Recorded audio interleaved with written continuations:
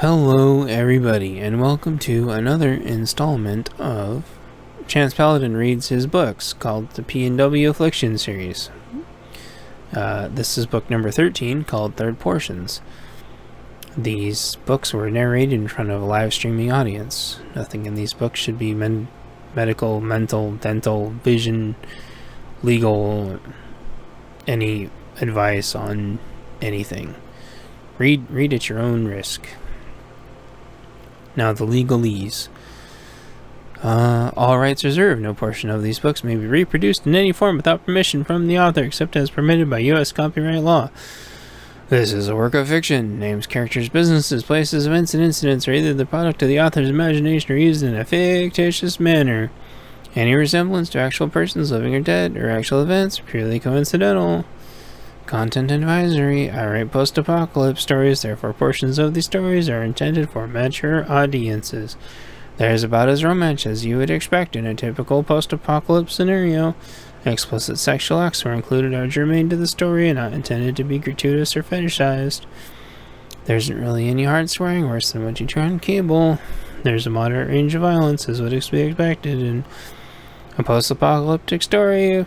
However, the suffering aspects are not deliberately glamorized or embellished upon. Please enjoy responsibly, and if you like the books, tell your friends.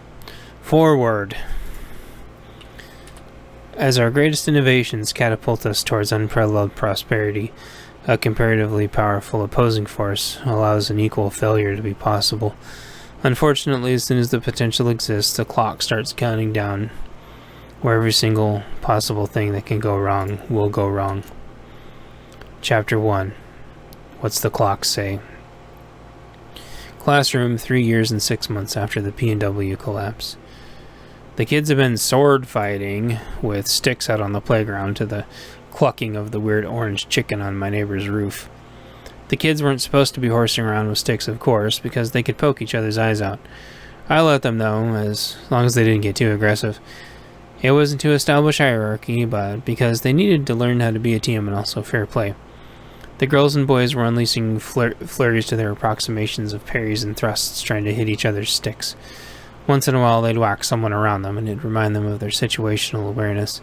Alliances would switch and crumble, as what began as pirates versus ninjas at some point seemed to turn into knights versus samurai or something. It was hard to tell. Two girls in the middle were fighting back to back, one with my shield from years prior. Nobody was able to get near those two without getting poked. They all had various sports helmets on, so they couldn't get too hurt anyway. I made them wear goggles if they didn't have safety glasses.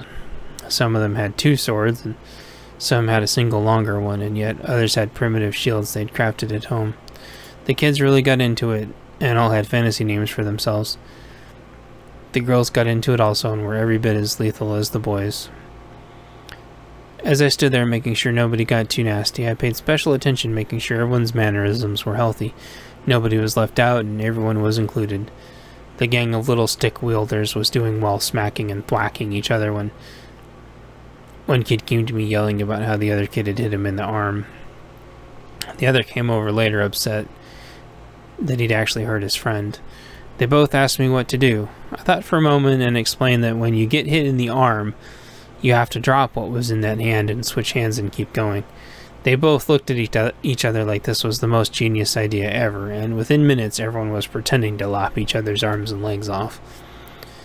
It looked adorable, and then I realized they were learning to use their offhands, which they probably wouldn't have otherwise. I mentally patted myself on the back for getting two birds with one stone. There was a strange bird noise that was loud and informative, notifying the kids it was time to come inside. I looked up and the orange caustic bird looked down at me, sizzling vapors emanating off the roof around the guardian creature, where the roof material chemically passively reacted around it. She looked down at me knowingly from her perch and fluffed herself out a little bit. I nodded at the cuckoo and called the kids inside. They all threw their swords and shields in a bin, except for the one girl that took her shield with her. They all went inside. Overhead, the orange bird flew gracefully to her nest to sit on her egg. A beautiful few long feathers, similar to a peacock, stretched past her otherwise short plumage. The last of the kids came inside and thunder crashed. Another system of dark clouds was coming through. As the kids all found their seats, the crushing sound of a spring hailstorm swept the farm. I checked the clock to see what time it was, and all the kids looked at the clock with me. The clock showed 2 minutes to noon. I was scheduled to teach them about currency today. It was about story time, so I figured I could bundle it all into a story. The building shuddered as hail battered the aging farmhouse. The structure was built well, though, and held no problem. Thankfully, the hailstones weren't of an unusual size. The hail stopped, and the building shuddered again as the kids took their seats. Some had grabbed pre-cut lengths of varieties of color pattern 550 paracord, with the ends already melted down, and one grabbed prefab metal links and some pliers. He appeared to have the beginnings of a chain-link sleeve, and he was quite proud of it. I scanned the room, and several of the kids were adorned with intricately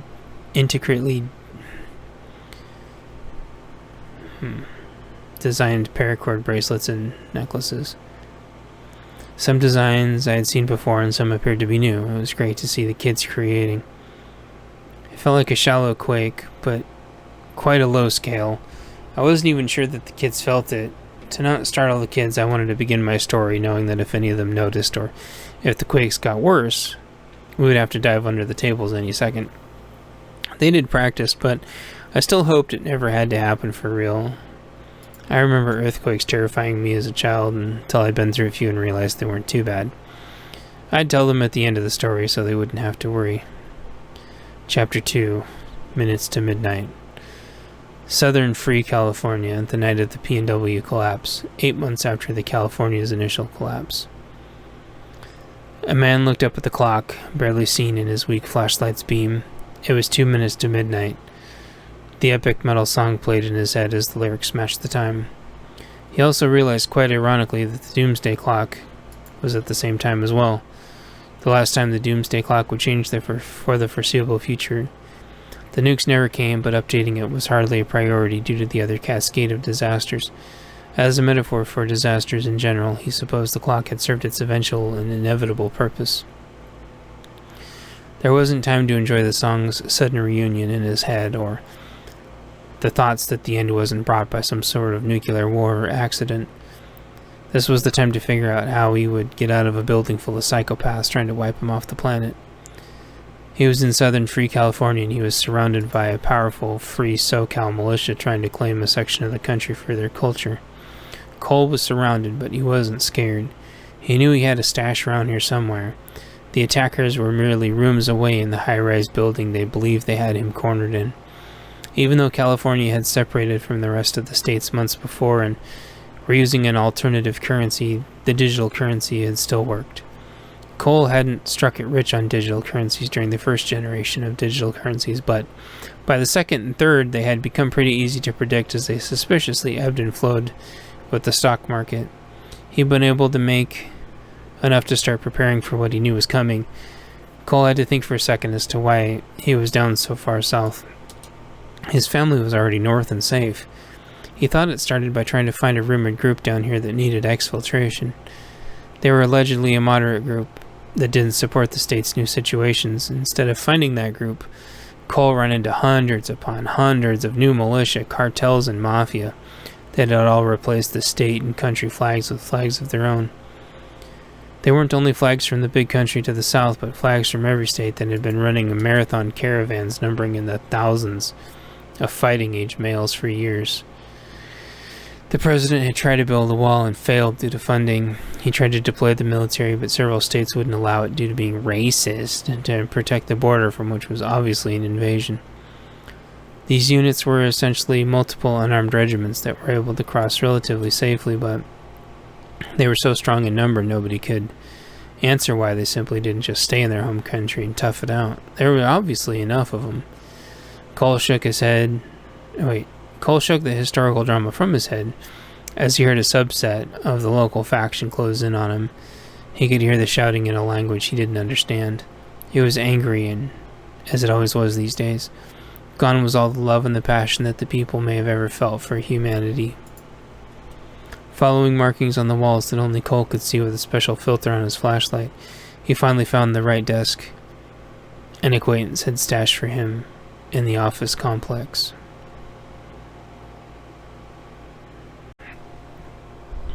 Cole put in the pre-shared key into the drawer and opened it as the group rushed into the final room between them. Guns had been banned in California for a few years. The buyback program had been successful. Mexico was only ever getting guns because of America in the first place. Everyone who didn't comply either fled to a more conservative state or got thrown in jail.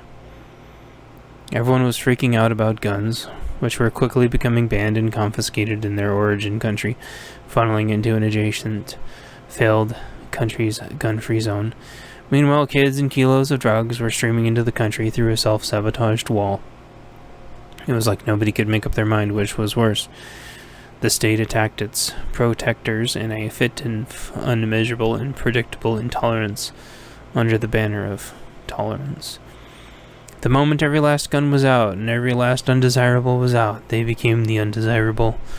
The same people that invited them in got blamed for everything, and they were way too happy to accept the blame. All of their guilt reached a crescendo, and completely of their own free will they abandoned their own city in the final ultimate failure. Then in a twist of irony, the place everyone was fleeing to with their kids and drugs to get away from the guns turned into an extension of where they came from, and there was nobody left to blame but themselves. Maybe when they muled the drugs over, they should have kept a couple of guns for themselves, purchased with the millions in US dollars of drugs per van load that came over. Those guns could have never got them free pretty quick, and became...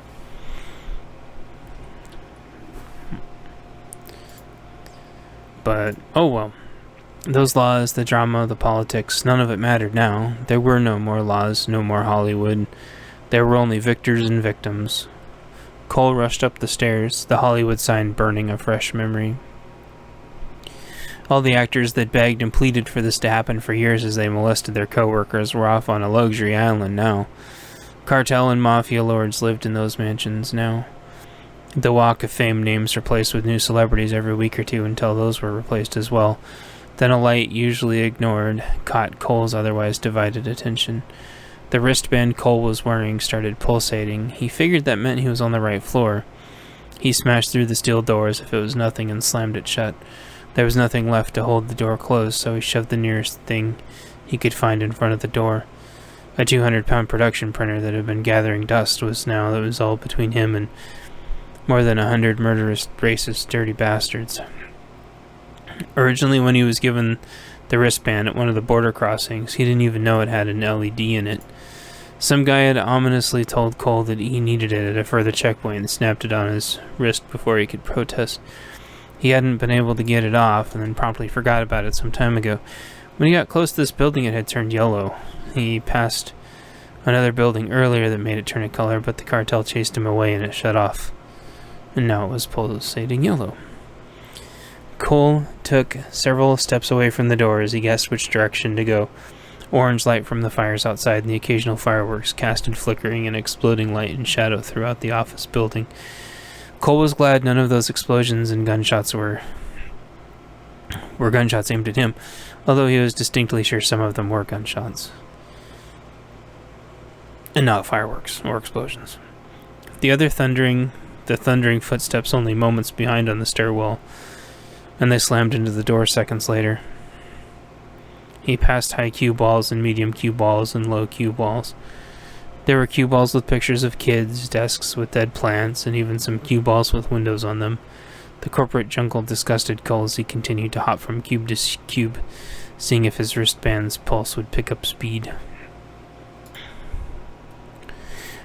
There was a final fastest speed pulse on his wristband, and Cole heard a drawer unlock in the darkness, and the wristband promptly shut off, masking Cole in the dark. The sound of the drawer opening was a distinct audible cue in between feet racing towards him that must have gotten through the printer and door and his distractions. Cole reached into the cabinet in the darkness as the barking of foreign orders closed the distance. He had no idea what was left in this dead drop, but sincerely hoped it wasn't empty like the last few had been. There'd only been places he'd heard about and seen. pictures of, on the dark web, supposedly secret caches, but they'd all been stripped clean already, or a hoax of an old scavenger hunt or something. This had been the first time the wristband had actually turned on and led him to one. So he was trying to be hopeful.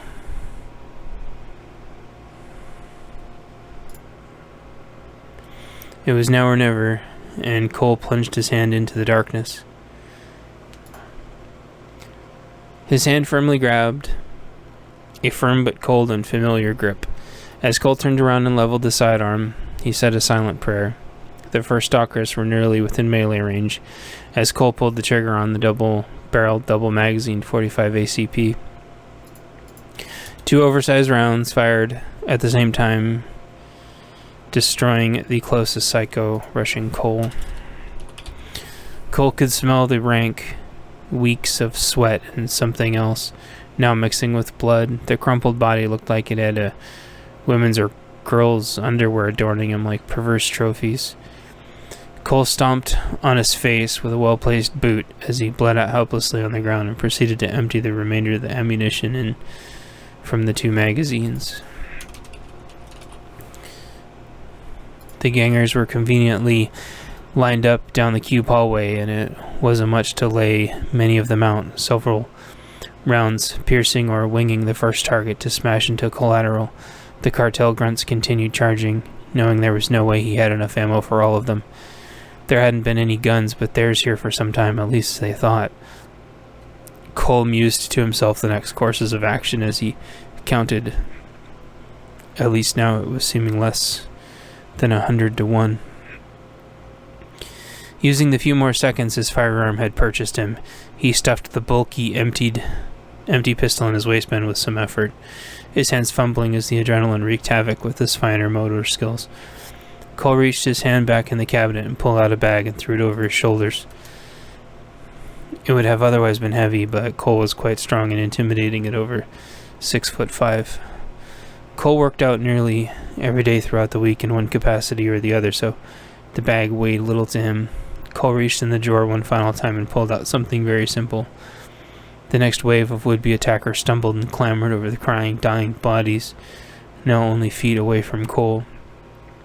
A balanced and heavy stick, made out of well-seasoned redwood specifically for his size, fit into the hand well. Cole grinned at the target-rich environment. Within 5 minutes of heavy fighting, the remaining collaboration of militia, gang, mafia, and cartel members were dead, dying, or running out of the building for dear life. Nobody noticed the building shake a little bit as one of the multiple tremors a day gently rustled the building's jimmies. Cole hoped in his heart that the rumored moderate group was here somewhere and still alive. Unfortunately, without a direction or a clue, he would run out of resources completely and not be able to get home to his loving wife and growing son. Cole headed to backtrack north, to head to his next stash, and back home. Chapter 3, Zen-like. It was late at night, but Cole felt like he could sense the entire street with every silent footstep.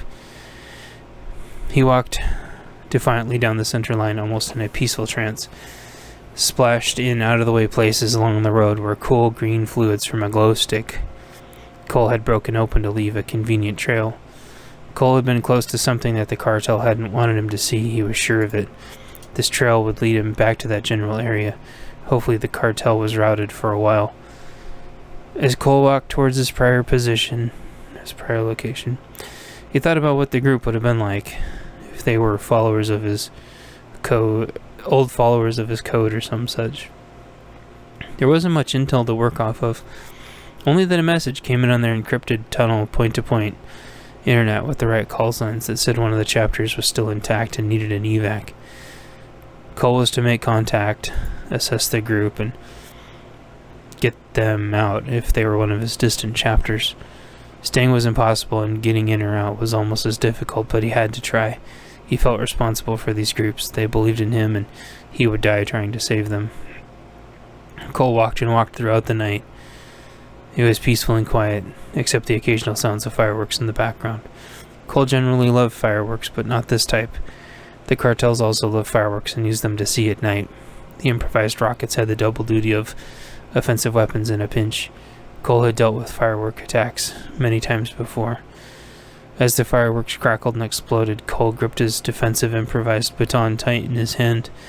Cole was intent on smacking away any fireworks that would come his direction.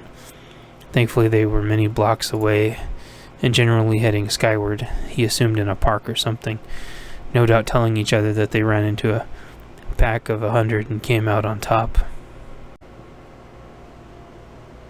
Cole chuckled to himself as the gear they were sharing as trophies were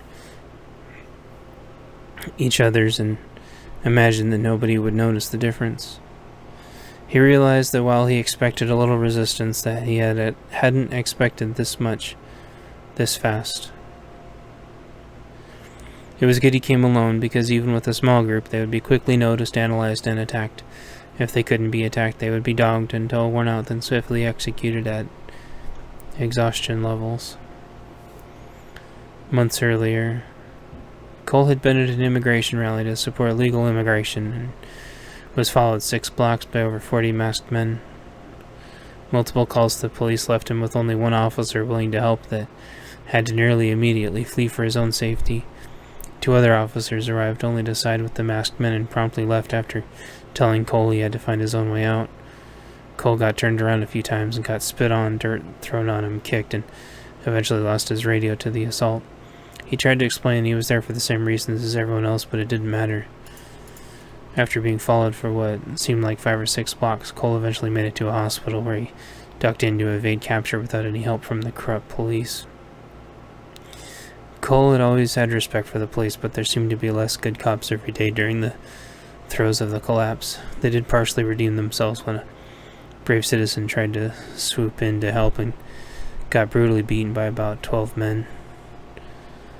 It was so dark and Cole hadn't seen him go down or get away. Later, the heroic citizen was able to circle around and make his way back to the police station, which got him into a building and gave him first aid.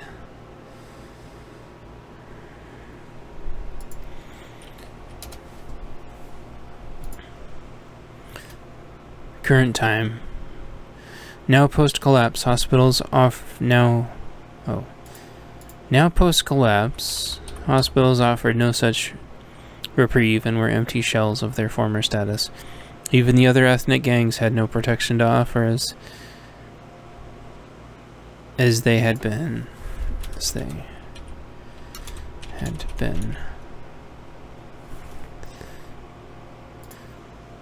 Even the other ethnic gangs had no protection left to offer.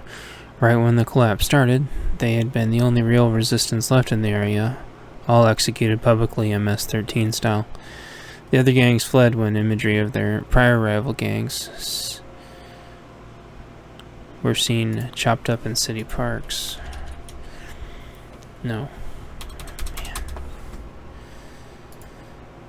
Prior rival gangs chopped up in city parks started surfacing. The cops either joined, left, or died. The border militias pulled out the second the gun laws passed and redistributed and joined up with their buddies to protect Arizona's border, along with New Mexico and Texas, all 3 of which held steadfast. None of that would dissuade Cole, though. These cartel, mafia, whatever, operated on fear, and he knew no fear. Cole was now much stronger than he'd ever been and knew the odds. He knew how to beat them at their own game, and nobody would ever get left behind again. Cole snapped back to current time and tried to think back to what he was trying to do prior to getting jumped and chased to his most recent drop-off location. He thought for a few minutes as he walked, then remembered there was a clue that had led him to the computer store. The cartel obviously didn't want him near it because they chased him off, but they were off partying now. The fact that they celebrated literally everything with copious amounts of cheap alcohol would be what allowed Cole to get back in that superstore. Regardless of what was in the building, he could at least reload his mags on his dual-barrel, dual-mag 45 ACP, and maybe find some goodies. Cole got dropped off with basically nothing, having to get smuggled past more checkpoints than he could even remember. All he'd come with was keys, which made an improvised knuckle duster, but that was about it. Better than nothing. But the last thing he wanted to do was ruin his only way of getting into the various lockboxes. By using the keys as weapons. By using the keys. Cole had needed to use the key punch maneuver on a few groups already, but having to bend the keys back into place at one point, he decided it wasn't a good idea anymore. Thankfully, the keys had worked in the office building, and he hoped they would work in the computer store. Checking and listening at every intersection, Cole defiantly backtracked across the final set of streets to the computer superstore for the second time in as many days. The bollards were up, and several vehicles were completely destroyed trying to drive through them. Our garbage truck abandoned nearby, presumably without fuel. The protective windows were splintered from people bashing them with hammers, bricks, and more, but held fast. Cole shined his special filtered light around the door, but found no hidden indicators of friendlies. He was sure this was the place, though. Otherwise, why had someone at one of the checkpoints given him the key for here? The only clue was computer store, and this was the biggest one Cole had seen, and actually the only one that wasn't torched in all the riots immediately after the collapse.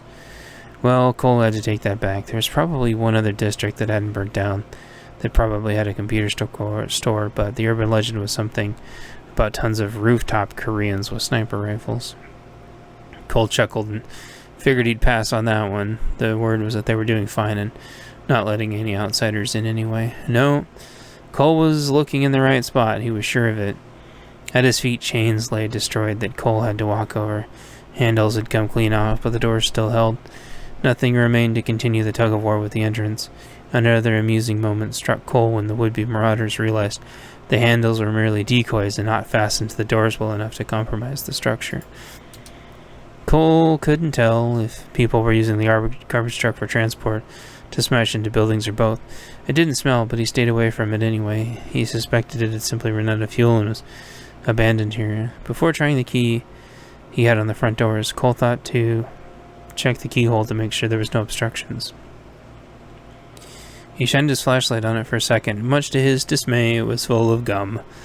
Cole checked the backup lock, and it had a key that had been smashed in with a hammer and broken off with pliers. Cole shrugged and decided to do a once around the building. Cole mumbled to himself that the gum would be impossible to get out, would ruin the lock, and ruin his key. Cole checked every lock around the building, and they were all gummed up, except for one possibly that was blocked with a huge dumpster. He couldn't see the lock, but all he had was hope. Cole shoved the dumpster with about half his strength, trying to see the lock, but the dumpster wouldn't budge. He tried around 80% strength. Still nothing. The dumpster seemed to be buried in some muck that had solidified, so Cole looked around for leverage. He thought about the club in his hand, but it wasn't long enough to get the leverage in right angle. Plus, the last thing Cole wanted to do was to risk shattering his new stick on this seemingly immovable object than being without. He thought about trying to rev up the garbage truck, but could easily be a trap to lure all the bad guys. Cole also shuddered at the thought that it could be trapped in some way, and Cole didn't like traps one bit. Cole quietly wandered around for something sturdier as leverage to move the dumpster, and eventually found his way to a home improvement store. The store was completely gutted for raw materials, not so much to keep people warm. It rarely got cold enough to even cause a chill here so far south. Cole eventually found the exact dimensions of lumber he was looking for hidden under some tarps out back. The boards had to be thin enough to fit under the dumpster, but thick enough to not snap. The 3 boards he found would be perfect. With possibly the only remaining processed lumber in the area in hand, Cole headed back to the computer store confidently. Upon arriving to the partially secluded back entrance, one board got shoved into the panels behind the dumpster, then another got shoved under. With a third in hand, Cole stood on the board, leveraged on the ground with a brick underneath. The dumpster popped right up. With the board in hand, Cole pressed it against the wall, leveraged against the board and the panel, and it swung loose. Cole expertly balanced the road and the board to the ground as the dumpster pivoted, landing gracefully. The dumpster landed behind him, barely making a noise. Cole flicked his flashlight back on for a brief moment and checked the lock. Whether by miracle or coincidence, the keyhole remained in pristine condition.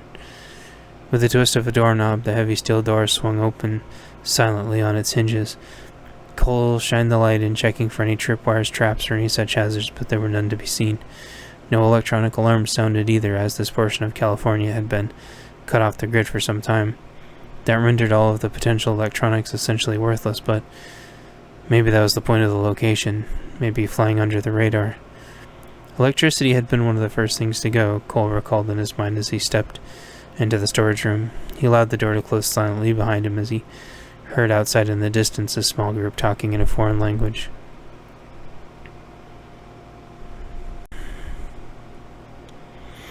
Cole leaned against the coolness of the unflinching door and let himself slide down. He tried to think of what could be useful in here if he didn't find his contact, maybe some portable chargers or something. His new radio was secured where it couldn't easily get knocked free of his body and had batteries for a few days, but it'd be nice to reinforce that. Cole also knew that he only had a few days to get back past all the border checks before they'd likely not be secured anymore. His radio had the volume almost all the way down and was operating on low power, so he didn't have to worry about it blasting his location if errant transmissions were received. While Cole waited for the cartel to leave, he went through his mental checklist as best as he could. There were 2 or 3 caches he'd already checked, multiple empty dead drops. It had seemed that nearly all of his supply stashes had been bare, stripped out by either in need or greedy, trying to get out of here. Hopefully none of them were stupid enough to try to fight and were able to get out. He wasn't holding out hope, though, because it had been long enough and so few from this area had been heard from. The cartels had nearly complete control over the bottom third of the state. This building, however, seemingly untouched after an initial wave of looters swept through a month back. Cole mused that perhaps their appetites for TV had been satiated when they realized there was no power and very little running water. That probably killed their appetite for computers and miscellaneous electronics. But this building felt different. Something must have gotten to the building, or someone decided it was easy enough to lock down. Activate intrusion countermeasures with some kind of backup generator, come up the locks, and then make it look dead. Was someone hiding in here, perhaps? Or was everything left in here as a contingency plan? Or maybe the cartels themselves did this like a backup warehouse. Except there were no guards. Maybe there didn't need to be guards. There was shuffling up to the door outside, and Cole quietly lifted his butt off the ground and away from the door with his hands to the dusty ground. Some people speaking in angry Spanish pounded on the door in various spots, trying to see if maybe he was leaning up against it. He wasn't now. Out of all the words they said, he picked out some broken words that seemed like they were a search party, trying to find the distracting, foul celebration party. Out to find him during the party. Also to be on the lookout for the other group that keeps evading them. Cole heard some numbers thrown out also. It sounded like the group had dwindled, unfortunately. There was more pounding on the door, but it held fast. The banging finally ceased. The cartels weren't getting in without some serious equipment that they likely didn't carry with their assault or recon groups.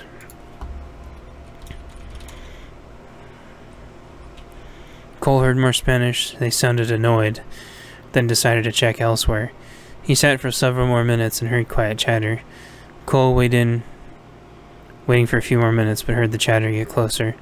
Considering the risk, Cole carefully stood back up, and in the transition, several children appeared in front of him in the shadows with bats. A book slid across the floor and hit him in the foot. Cole trusted them to not club him to death in the meantime and picked up the book. The book read, "The U.S. Constitution, Common Core Edition," which made Cole sneer in a mock convulsion.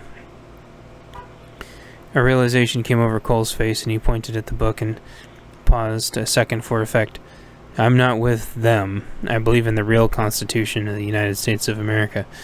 What's left of it, anyway." The shadows began to reveal the true age of the Batmen as Cole's eyes adjusted to the darkness. Their eyes already attuned to the dark, but their experience over the last months unable to hide their youth. Cole let slip before stopping himself. "You're just..." Spears got leveled at him. One said abruptly and seemingly without purpose, "Cobalt." Cole, stunned by the revelation, stammered for a second as his memory tries to switch gears as fast as possible. He tried not to imagine barely getting to parry the first spear as he was skewered by the second and pinned as they finished him off. Cole heard some shuffling still outside, unfortunately, as he saw the crude computer parts sharpened and improvised into pointy angles. Cole only took a few seconds to respond, but it seemed like forever. Vanguard. A relief seemed to instantly blanket the room, and they all hushed, as the shuffling quieted once again outside. The straggling cartel scouts exited, hopefully without any of the intel they needed to confirm that Cole was still with survivors, or was there with survivors. More tense minutes passed. Finally, when everyone seemed to collaboratively agree the danger had temporarily passed, the two youths helped Cole to his feet. He was sorer than he realized, with his knees reporting their age with pain. There were several other aches he'd realized as the adrenaline wore off, where the attackers earlier had seemed to score some minor hits on him. The young adults seemed to realize this as well and ushered him several rooms into the building. Every window had been blacked out to keep the light from escaping. Further and further in, Cole was escorted until there were no outward-facing windows in sight, and an internal light augmented what little moonlight was coming in from the distant ceiling windows. Cole did his best to not bump into anything as he walked to make noise. He saw more youths out of the corner of his eyes in the shadows and was led through the large building. By the time he got to their improvised first aid station, it occurred to him there were no adults here at all, and the first aid gal didn't appear to be midway through her teens. The equipment she had around wasn't much more than all the rounded-up first aid kits from the required stock the store was ordered to have. There also seemed to be a few boo-boo kits that techies could potentially get working on computers, including lots of hand sanitizer, but nothing that could triage serious wounds. The young medic could see various cuts and scrapes and wanted Cole's clothes to come off so she could get him properly cleaned up. She tried to shoo the two guards out, which they left reluctantly. As one departed, he reminded her that Spence wanted to see him right away. The medic said as soon as he was medically evaluated, he could be free into the building. They mentioned that they would be right outside the door if anything were to happen, then exited. Cole realized in his mind that Spence was probably in charge, and the name sounded vaguely familiar. Maybe Cole had vetted a Spence into his group a year or two ago, but couldn't remember.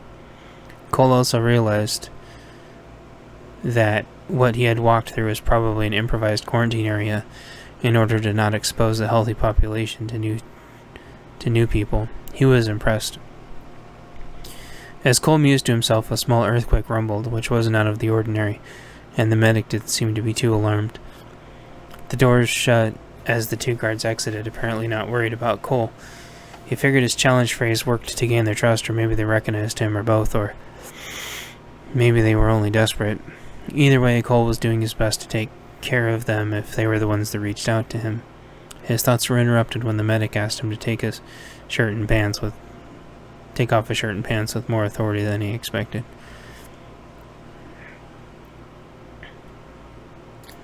Cole responded with as much hearty humor as his deep and authoritative voice usually put out with the accompanying smirk. "Under what authority there, little miss?" The medic responded. "Well, I'll have you know, I was the top of my class in sports medicine, and I've already pretty much seen it all with 2 seasons of basketball, football, and baseball. Oh, and by the way, you don't want to get an infection. Nobody has seen or heard of the antibiotics since a week after this all started." Cole began to explain that he was fine and could tend to himself, but upon some self-inspection realized there were a few moderately deep wounds he wasn't going to be able to reach. The young sports medicine student interrupted the excuses and protests that Cole was trying to formulate and threw him a pair of novelty computer-branded oversized boxer shorts. "You can wear these, Mr. Macho," the medic said professionally, although in the dim light he could see a little blushing going on. The branding on the shorts proclaimed that it's what's inside that counts. It was a blue logo with a swirl around it. It was time for Cole to smirk again. "Cole is fine, miss." She turned around, prompting him to change. She began to get some lights ready and some bandages, ointment, and paper towels. "Well, the name I've sort of picked up around here is Reagan, though it doesn't seem to have anything to do with a doctor reference." Cole shuffled off his ripped, torn, and bloody shirt and pants and shimmied into the branded boxer shorts that seemed to fit him fairly well. "Nice fit. You do this a lot?" Cole asked. Reagan turned around with her meager first aid provisions and shined a bright enough light on an office chair and instructed Cole to sit down and began her inspection. The lighting seemed like some kind of LED flashlights that had a sheet of paper in front of them to soften the light, attached with some duct tape and zip ties to a boom mic stand. Reagan went through some history matter-of-factly while she examined Cole. "We haven't rescued anyone in a while, but after the initial collapse, when we were taking in everyone like-minded, people were all beat up really bad." Cole sat down as she started disinfecting his wounds one by one, ordered by priority, and then patching them up. Reagan continued as she methodically patched Cole up. The cartels and gangs turned on everyone pretty much immediately. It was in the middle of school, and it went from a fairly standard day to prison tactics in about 0.0 seconds. Some wanted to stay and fight, others banded together and ran. Cole winced as some alcohol soap hit one of the deeper stabs he was only now realizing was there. Reagan continued unfazed by his wincing. The computer geek seemed to be the most prepared, something about always knowing this would happen and having all kinds of fantasy plans. They scooped up their computer gear and came here. The idea was that this would be the last place anyone would care about, since it's only computer stuff. It doesn't have fashionable shoes, food, or plants. There was some huge television, but the geniuses took all the huge TVs and threw them outside right at the get-go, right in front of the door like it was nothing. Cole nodded, interested in getting caught up with the situation down here. "We hadn't heard anything, sorry. Communications have been down for what seems like ages." Seeming to have Cole tuned out, Reagan snickered slyly about the TVs being thrown outside as she continued mending Cole and going through the story. "People came to loot and saw the TVs were already out here. A lot of mini skirmishes took place, with eventually a garbage truck smashing through the battle and destroying the TVs. People were trying to get through the doors later, and the guys went and trashed the locks so nobody could get in short of a torch or saw. They also made the store look thoroughly looted and moved all the important stuff behind prying eyes. Away from prying eyes? Some of them were employees here prior to the collapse and stashed food to supplement the junk food that was already sold on the shelves here." Cole nodded. He was done getting bandaged up. All the various holes in this body that weren't supposed to be there, covered in antibiotic ointment and fresh bandages. Reagan was about to say a little something about how the techies were putting together some kind of little internet, but was cut off by the other two guys with computer circuit board spears coming back in to check on them. "The leader would like to see him now. He's cleaned up enough for now, right?" Reagan looked him over and seemed fine. "Sure, thanks, guys." They both tried to look as tough as they possibly could, despite being no older than 15 or 16 apiece. Cole tried to ascertain if Reagan was a prisoner here, but didn't seem like it. He'd seen some other boys and girls in quarantine. They didn't have prisoner Stockholm Syndrome-looking faces or anything. They sort of seemed to be chilling, like trying to absorb everything going on and come to terms with it all in their own little unique ways. Cole thanked Reagan for cleaning him up. She nodded and set his clothes on a counter and exited the room through a back set of doors.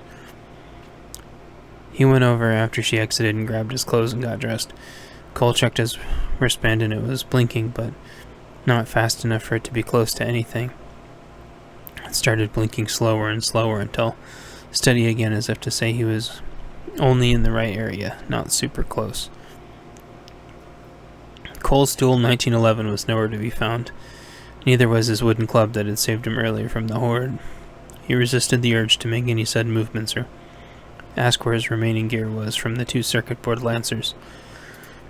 They were close enough they could skewer him pretty good if he tried anything. He looked closer, and one seemed to be wearing football pads and the other was wearing a motocross armor set. Unless he could get close enough to clobber them in the head, they looked like they could take a lot of abuse. They probably already had. Both appeared to have really liked their zombie apocalypse movies. Cole imagined they'd been fantasizing about this for years now, although he couldn't tell how much they were enjoying it now. This made Cole smile, because even though actual, literal, life-regenerating zombies was science fiction, zombies could be a metaphor for anything. As silly as the concept was, and as screwed as everyone would be if they were running zombies, it really did get a lot of people way more prepared than they ever would have been. Who knows? A few silly zombie movies or killer robot movies could have saved all these kids' lives.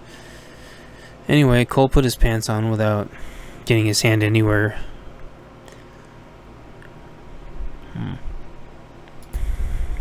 Anyway, Cole put his pants back on and the kids seemed to relax. The two Lancer kids motioned for Cole to come with them. Cole silently went with them, and they led him through the maze of back rooms filled with various supplies and kids huddled together in the 2s and 3s under blankets. The two Lancer kids stopped and motioned Cole through a set of doors covered by plastic. The first set of security guards handed Cole off to a second set on the other side of the plastic doors. They looked like they had modified nail guns they'd scavenged from a job site or something. One patted Cole down while the other covered him. On the nail guns, the magazine-like apparatus could have probably held about 100 nails, and both kids had 3 extra magazines that he could see. Some modified batteries about the size of pocketbooks were duct-taped to the side of the nail guns with a cord running between the two. Tiny flashlights were at the end of the nail guns to see what you were nailing into when you pressed your finger on the nail gun trigger. Cole thought about getting shot with about 20 of those in about 0.0 seconds. Decided these kids were serious and at least a little trained. He decided to say something anyway to try to get them to relax, even if only a tiny bit. So, you guys like carpenters? No matter how silly Cole tried to sound, he still sounded like, through his voice alone, nobody stood a chance against him if he wanted to start clobbering people for whatever reason. They both looked at each other as they walked unfazed. They got a few steps away and the plastic and doors separating the two areas closed. There was more lighting in here, but he couldn't see the edges. He imagined a heavy plastic sheeting over the lower windows, except where it was planned for people to see the theater illusion of a wrecked and looted useless computer building. The two kids looked at each other as they walked, and one said to the other, "Yeah, my buddy here really likes wood." The other one patted his nail gun and said, "I'm pretty accurate with this thing. I know your dick is small, but I'm still pretty sure I could shoot it off." "Yeah, your girlfriend didn't think it was small last night." There was an undertone of playful humor in the way he said it. "Yeah, actually she did. She told me," he said matter-of-factly, as if to pretend there was some kind of truth that a similar but unserious conversation had taken place. The banter trailed off without any animosity in the air. The Jabs spoken as casually as asking if you wanted your groceries in a paper or plastic, before plastic bags had been banned. Cole rolled his eyes as he looked around as they walked. If he was any concern to them, he couldn't tell. He wasn't sure if he should be concerned or not, so he tried to not think about it. As they walked, Cole noticed more kids huddled around on mattresses under blankets, usually in 2s. They didn't appear in shock, but weren't quite settled either. They'd all obviously seen some serious crap. Cole didn't want to think about all the horror these kids had seen due to parents opening up the country to some of the worst people the world had seen in all of history. Some of them were sitting up, sharing a hot beverage that they passed around to sip on. It smelled like soup to Cole. He really wanted to feed these kids. The girls didn't look over 110 pounds, and the boys didn't look over 150. Cole sniffed again, and it smelled like a cheap packet of noodles. That was all the rage when you were dirt poor. He thought to himself and realized he didn't have any food, or he would have shared. Cole absolutely hated himself when he knew there were kids going hungry, but there was nothing he could do. Yet. Cole, with his 2 armed escorts, had nearly crossed the back of a large computer warehouse when they heard a commotion all at the same time. Cole immediately moved to where the dispute was coming from, and one of the guards held the nail gun on him and the other pointed in the direction of the noise. A girl was crying and 2 boys were yelling about something probably idiotic. The 2 guards grumbled to each other. that they knew they should have tried to separate the two genders, but knew that it would have only caused other issues to surface. The first guard couldn't decide whether to address it himself or ask for his buddy to come. His buddy was covering Cole, though, which was what made tactical sense. The first guy went to try to de-escalate, but it was already obviously past that. His friend that was covering Cole told him to stop, and Cole learned that his name was Dole. Cole hollered over to Dole to not go alone, but he'd already gone behind a corner to try to talk the situation down. Cole looked at the guy with the nail gun pointed at him as if to say, "Come on, really?" But Cole understood. If this was some kind of trick, taking Cole out was at least getting them halfway to keeping everyone as safe as possible. Before Cole had a chance to come up with a good argument on how to get the situation back under control, Dole went flying around the corner and toppled into a shelf. His nail gun was no longer at his side, where he had it moments earlier. The kid covering Cole looked at his mouth, and mouth dropped, and he tried to say no, but trailed off. Cole saw movement and shoved the last half of his security detail out of the way and grabbed the shell of a computer off the shelf. He wanted to check and make sure he hadn't shoved the kid too hard, forgetting that they didn't weigh much. Cole wasn't able to, though, because in that same moment, a guy with the nail gun turned the corner and, with a flash of light, unleashed a volley of nails directly where Cole would have been unprotected a second sooner. Carpenter nails pounded into the oversized computer server case, 2 and 3 per second at upper subsonic speeds. Cole could hear them entering and being contained inside, but it wouldn't last long. As holes turned to tears through one end, the nails were picking up speed into the metal and circuits inches away from Cole's body. Cole was pinned and couldn't see forward. If he advanced, there would be more vulnerable surface area for the assailant to aim towards. Cole's hands were each protected within the metal he had, but felt the nails creep up as the rate of fire didn't decrease. Normally, Cole would have made some kind of joke about the nail gun being fully semi-automatic, but the idea of being perforated by about 50 nails took the humor out of it. The guy seemed like he wasn't going to go for Cole's legs unless he moved forward. Cole was angled in a way to where his right leg was protecting his sensitive main blood pathways throughout his legs, but he knew the nails in his thigh would hurt badly and immobilize him. While the giant computer case protected his upper half, the assailant was aiming for Cole's head to try to take him out of the fight entirely.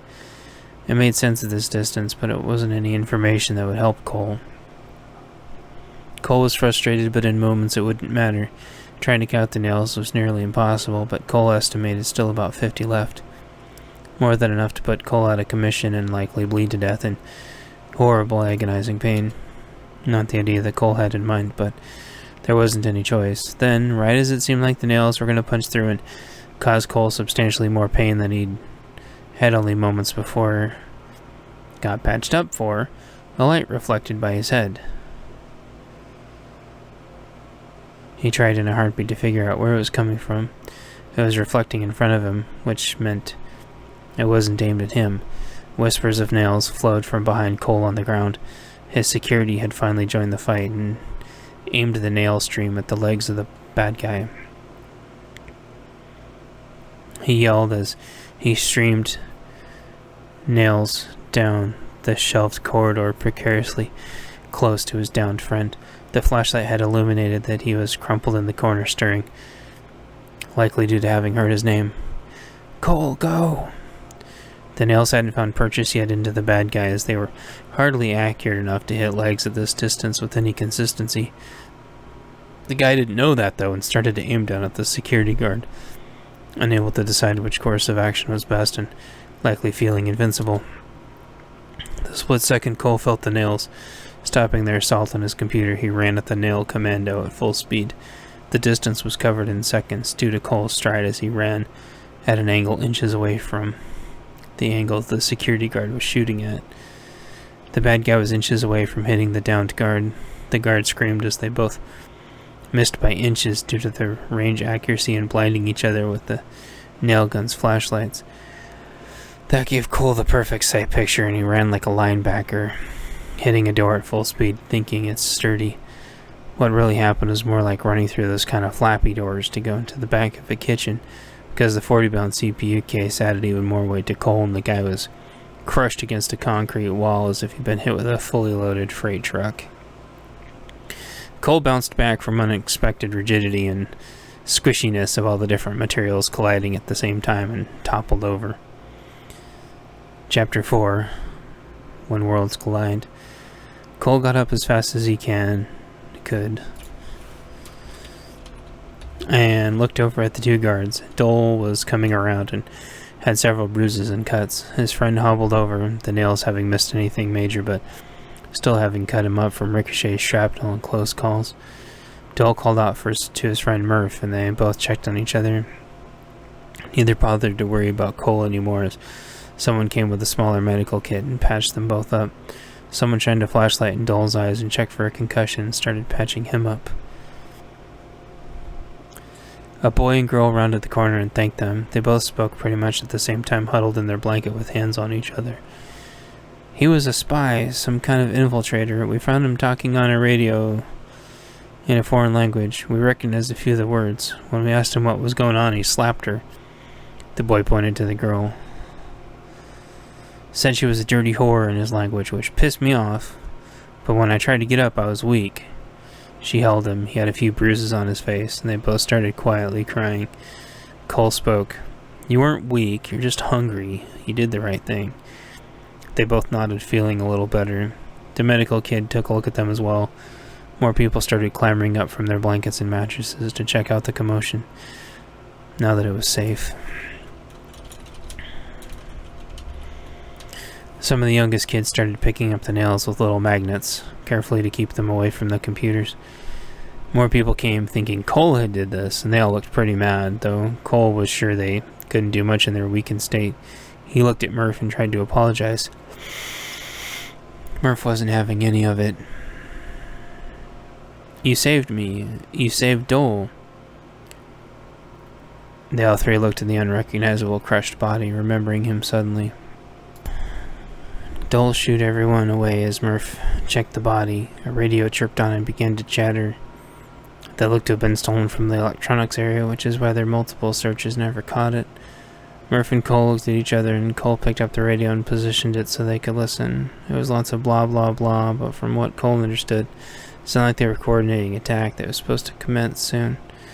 Cole looked at Murph with urgency. We need to go talk to your leader now about this, emphasizing the radio. Murph nodded and got Cole to the next checkpoint, which was another hard wall set of back rooms.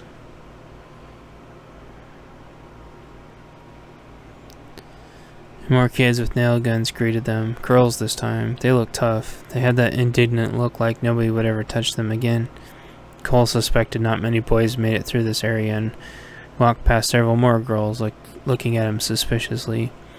Some of them sharpening motherboards and Ethernet cards into spearheads, ninja stars, and all various forms of throwing varieties.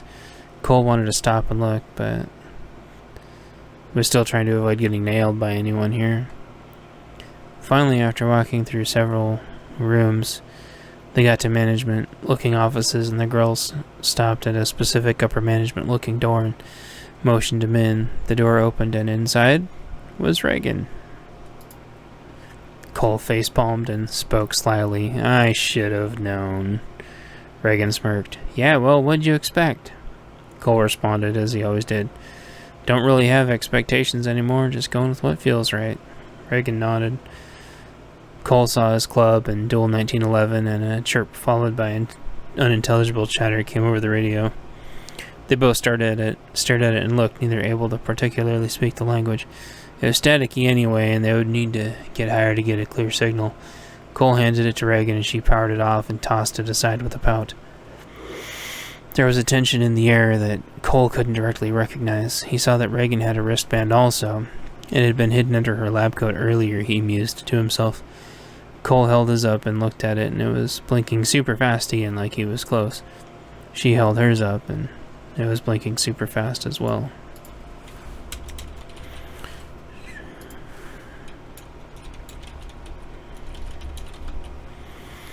Reagan said somewhat incredulously. Interesting. It's never done that before.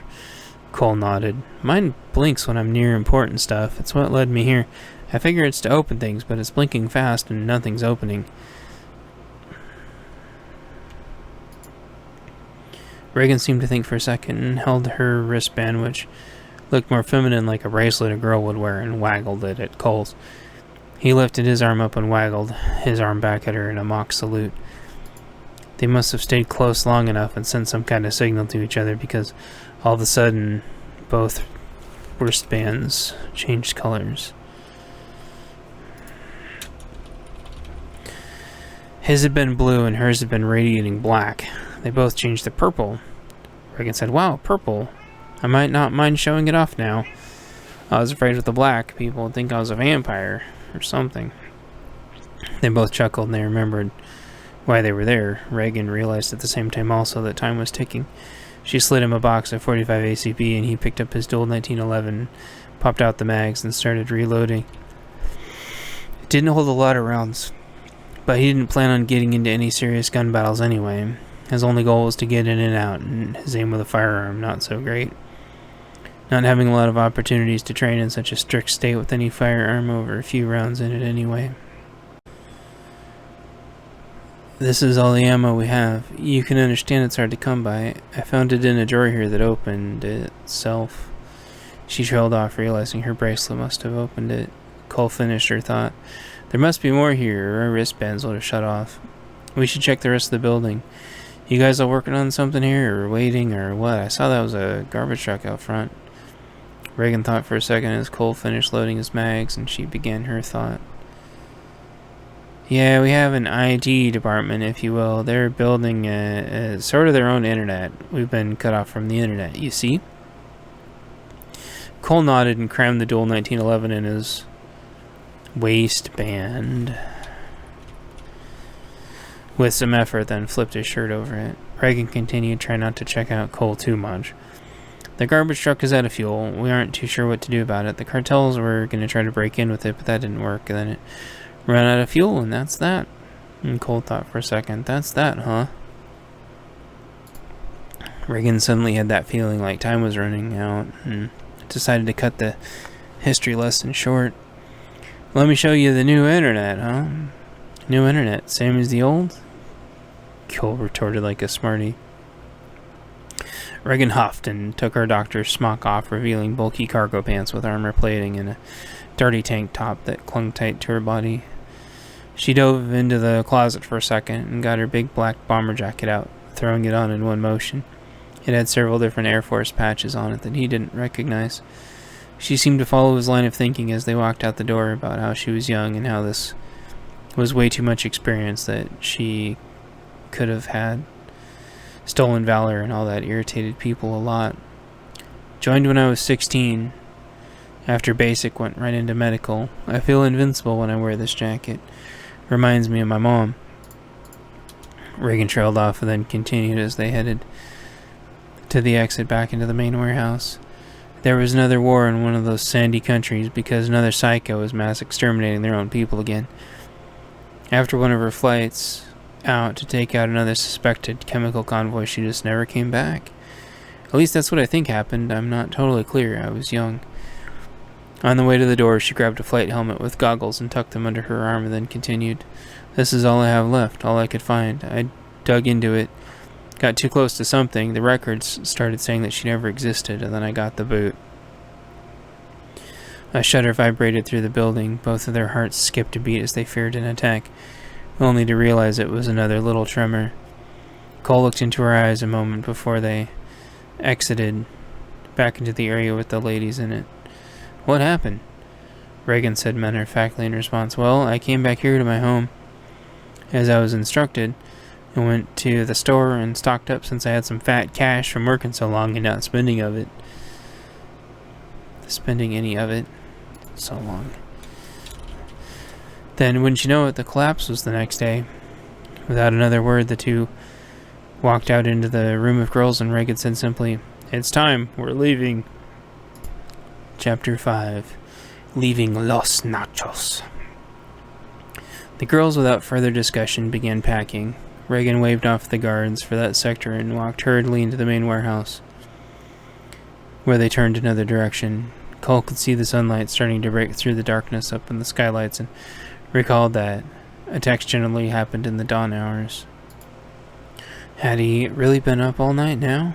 Sheesh. He also thought to himself as they walked that the cartel had already been up all night, but that they usually were used to that anyway because those were the hours they used to work. Cole realized, though, this thought process, he'd been up all night too. Then grimly he thought it was going to be an ugly day. Security opened the doors for Cole and Reagan as they neared another exit from the co-ed warehouse into what looked like a bona fide IT lab. There were computer racks and computers hooked into each other, tablets, phones, and even handheld gaming devices all linked together in sort of a big melded machine. Where originally they were organized on racks by types, there appeared to be disagreements on how specifically to categorize, and a few of the systems spin-off were spread between multiple areas. Big banks of batteries lined the walls of all shapes and sizes. Cords ran up to the ceiling and disappeared into a duct. Cole imagined ran to the roof where there would be big solar panels of various shapes and sizes operated in sync with the original solar panel arrays on the enormous building. No doubt some historical push to reduce carbon emissions by some amount nearly too small to even calculate in relation to a farm of cows all farting throughout the day. Abruptly, Reagan announced that it was time. The core systems needed to be mobile in 30. Excuse me, all the IT kids looked at each other, both excited and afraid at the same time.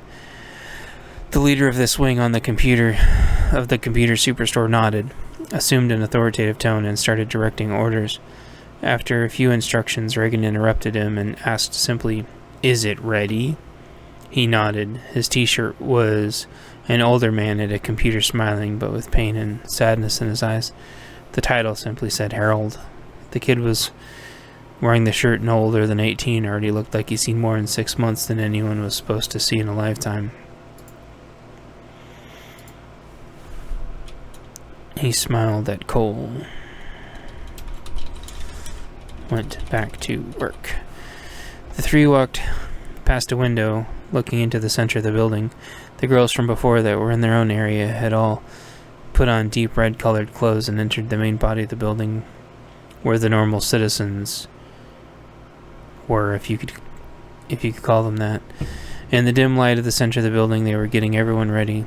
The guards took orders from them, now being bandaged up, and were taking perimeter positions. Cole, Reagan, and Harold passed the windows, and there was a futuristic red motorcycle. On it hung a helmet that looked like a jet fighter helmet. Reagan put it on, and a heads-up display appeared on her visor, loading every piece of information she could ever perceivably want. Harold tried to explain to anyone who would listen that the bike was feeding her the data with its multiple onboard computers and sensors, but she already tuned him out. Before Harold could finish any sort of thought, she jumped on, kicked the pedal, and revved the engine. Nobody so much as flinched, and she pointed at Cole. "You know what to do. See you on the other side." Cole nodded, and she zipped out a door that some techs barely got up in time and then shut it. In the distance, her motorcycle engine made a distinct noise that could be heard for miles through all the buildings in the otherwise quiet night. In that moment, Cole completely understood. Harold waited for his instructions. Cole remembered when he moved the heavy dumpster that it was in the way of the door. It smelled like food, sort of like grease. "Get me the guards. We have work to do." They got some plastic jugs and cut them into big scoops and scooped out the grease. They poured the jugs into 1-liter soda bottles they had to measure out. Cole directed someone to check in the supply closet for drain cleaners and check the labels and MSDS sheets to make sure it contained sodium hydroxide. He reminded them to not be confused by calcium hypochlorite, and he'd already lost them, so Cole wrote it down. Cole grabbed 2 more people and instructed them that he needed methanol. The garbage truck outside should have some antifreeze in it due to vehicles needing the substance in both extreme cold as well as heat. With any luck, there'd be some old antifreeze in the truck before it got swapped out for propylene glycol, which doesn't wear out the rubber O-rings of vehicles. If they found a fuel additive with methyl alcohol in it, it would work as well, but he didn't want them searching far and wide for something they may not find. Cole instructed everyone watching to never ever try this at home without adult supervision. They all nodded, and he trusted them enough. Some of the children returned with glass jars and big glass novelty bat. They found that LEDs could go into to make a cool light show. One of them, who'd only started college for a chemistry degree, already realized what Cole was trying to do. What Cole was doing from a high school chemistry contest. He got Cole the biggest, heaviest rubber gloves he found from the break room kitchen. It was already getting warm as the sun dared to break the skyline, and another day starting at 70 degrees was on. It was going to be a hot day. Several more kids left to help secure the garbage truck, and others went to go secure it. Cole would have stopped them, but they were brave to a fault, and he hoped Reagan would be pulling the bad guys far away. Or drawing the bad guys far away. Drawing the bad guys. Harold stopped Cole for a second and put a mic in his ear and tucked a radio in his pocket. As Cole made sure the big, heavy rubber gloves were pulled up enough, he saw his wristband had stopped blinking, but he didn't have time to think about it. One by one, the kids all returned with what he asked, right on time. Cole poured a tiny amount of the drain cleaner into a big 5-gallon bucket they had found. He instructed one of the kids to open all the windows they could. The windows and bay doors got opened, and the kids started filing out to do various chores like this was a normal day. Cole began stirring, then poured in the amount of antifreeze he thought would be the right amount to start the conversion from sodium methoxide. He stirred for a few minutes, and it started to change. Taking that as his cue, Cole poured a liter of the smelly vegetable oil waste into the bucket. Cole stirred the three components together for a few minutes until he was confident it was going to work, then handed the glass item to the junior chemist that had some goggles on, and the two nodded. Now that the mixture was on his way, Cole got a second one prepared, and one of the kids had found another glass object to stir with. This one looked like an odd shape, and Cole didn't want to ask where it had come from. The girl blushed, but wanted to be a part of the chemistry experiment.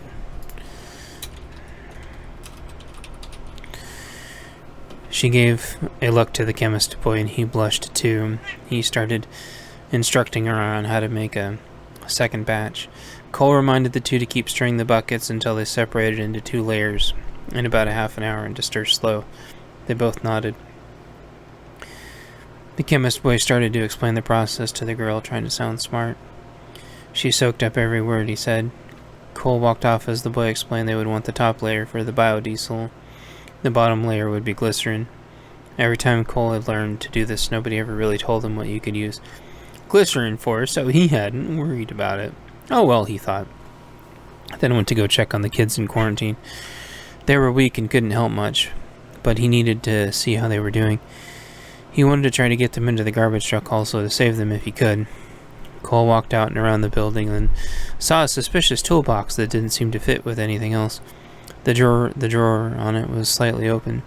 Cole subconsciously patted his dual 1911 jam between his belt and body and walked towards the rolling cabinet.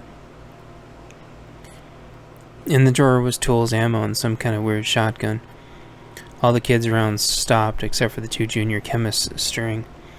Cole held the shotgun up. It had 2 barrels and 2 magazine tubes. The shotgun was heavy, no doubt already loaded with heavy slugs. There was a backpack inside, and Cole wanted to sling it over his back, but decided to check it out first. He felt the jab of boxes of ammo in his hand as he ran his hand over it. The backpack was sized for a kid, so he would look gigantic wearing it. The outside pouch had the feel of several large magazines. Cole hoped they were 1911 magazines, and assumed they would be, since presumably the same group orchestrated this odd Easter egg hunt. It was a city camo backpack that was lined with wire and had integral locks to deter opening or theft. Trying to cut it open with a knife or scissors would only ruin the knife. Cole was impressed. It had close to 50 pounds of ammo inside, and a first aid kit hanging off that looked homemade. Cole threw it on and didn't feel any jabs in his back. He must have had a padded laptop liner or something. Cole approved, and upon seeing the shotgun, the kids seemed to have a renewed energy that they would actually be safe now. Shotgun in hand, Cole went to check on the quarantined kids. They were sick and weak. The door was open, letting fresh air in. A few had started to get it out to walk around, unsure of what to do. Fear was in their eyes. Cole instructed them all that they would not be forgotten. None of them looked terribly sick, and Wood had mentioned that he was the last one in and that it had been 2 weeks. Cole was no doctor, but that seemed like plenty enough to not be contagious with anything.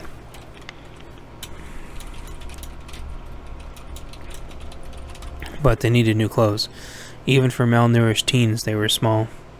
Cole recalled the second-hand clothing store and recruited one of the Amazon-type women and one of the guards with spears to help him. They sprinted the few blocks, and Cole heard Reagan in his ear. He tried to respond to her, then realized she'd been talking to a recording that was now playing back to him. This repeats until I update. I'm going to try to pull them away.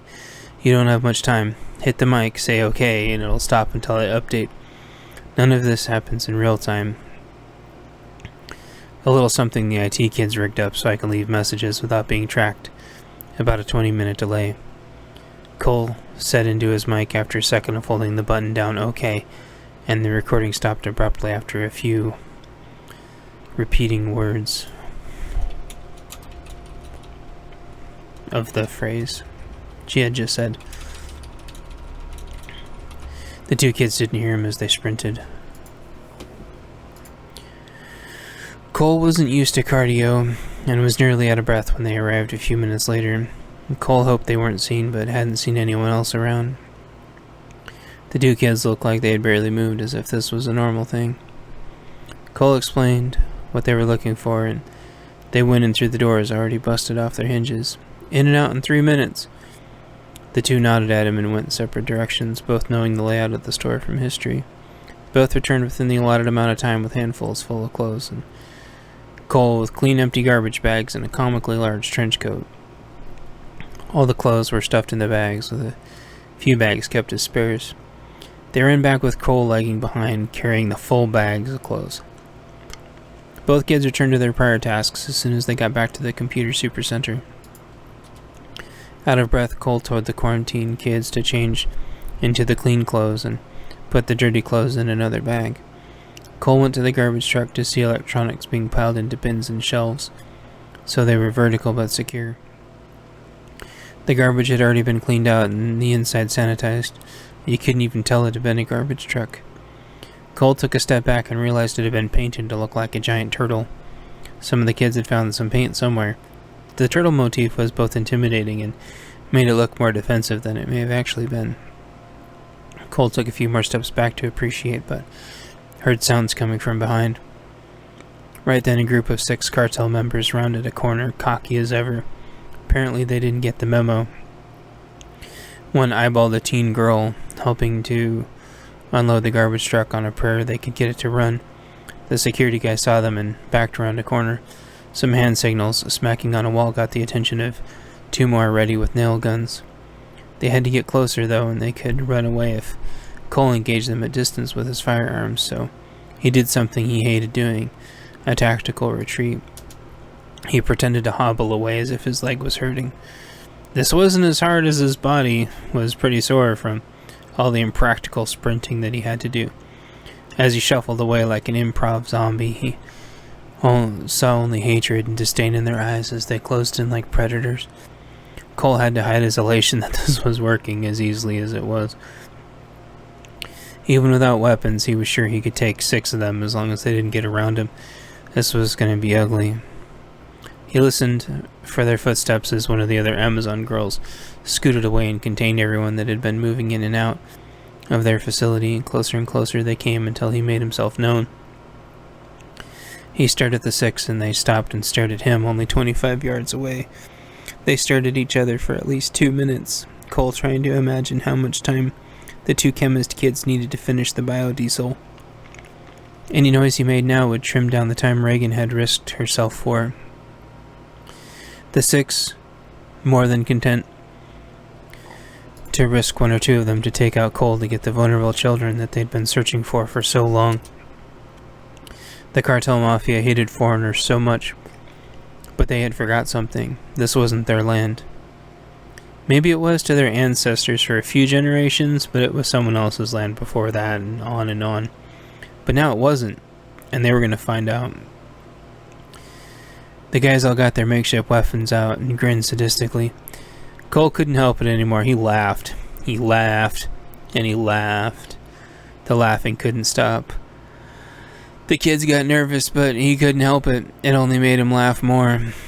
He had finally snapped. The kids all got really startled. Had they put all their hope in someone that was about to sell them out?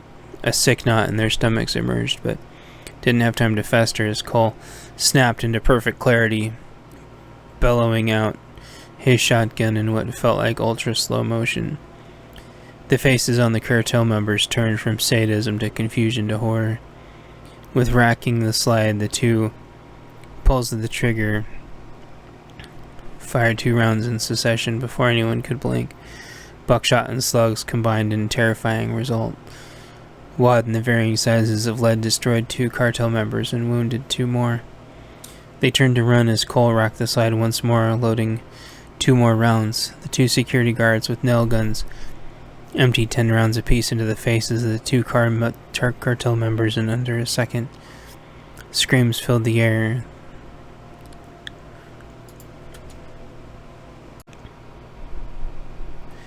The 2 final gang members that weren't wounded started to sprint away and made it about 3 strides before straight slugs hit them each in the back with a trigger pull each.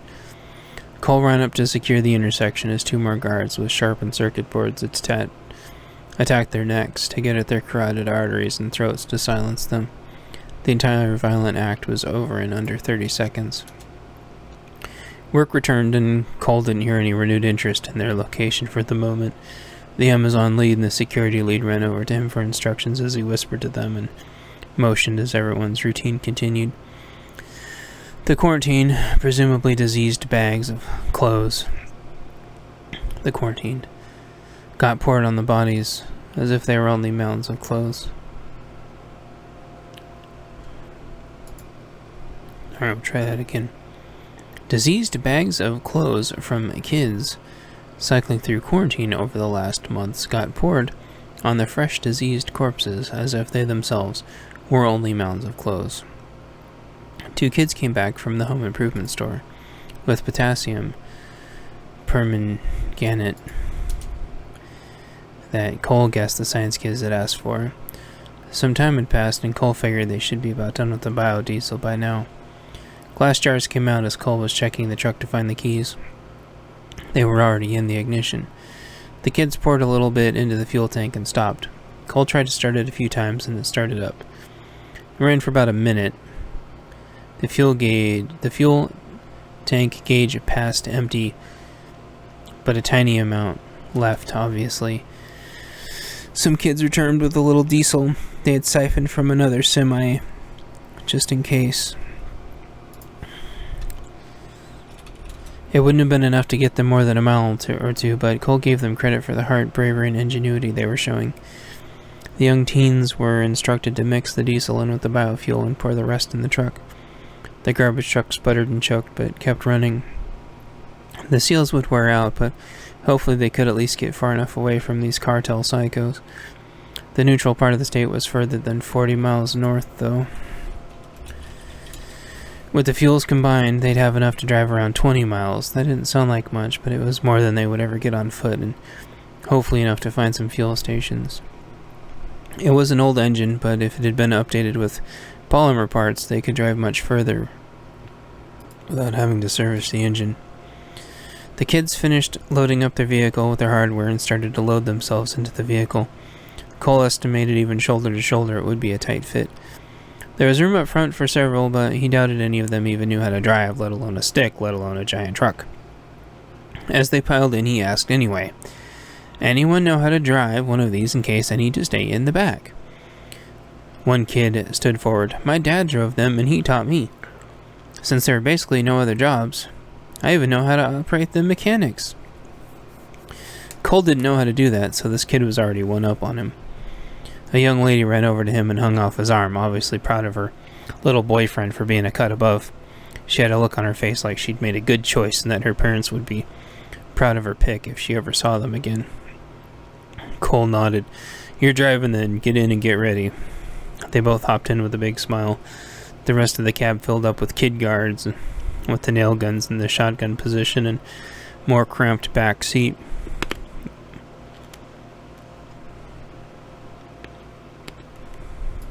And more kids in the cramped back seat it had. The garbage truck sputtered and spat some more. And the kid gave the pedal a little push and the engine roared. Cole was trying to do the mental math of how many kids they were supposed to have and couldn't keep track, but remembered the two chemists. Cole looked around for them and saw a stack of tires pushed to one side of the inside of the garbage truck. Obviously they were too big and heavy for the kids, and that's as far as they got. Cole heard several engines in the distance and knew they had to go, but he wasn't leaving the two brave chemists. Pushing out the horrors the kids would endure to the cartels.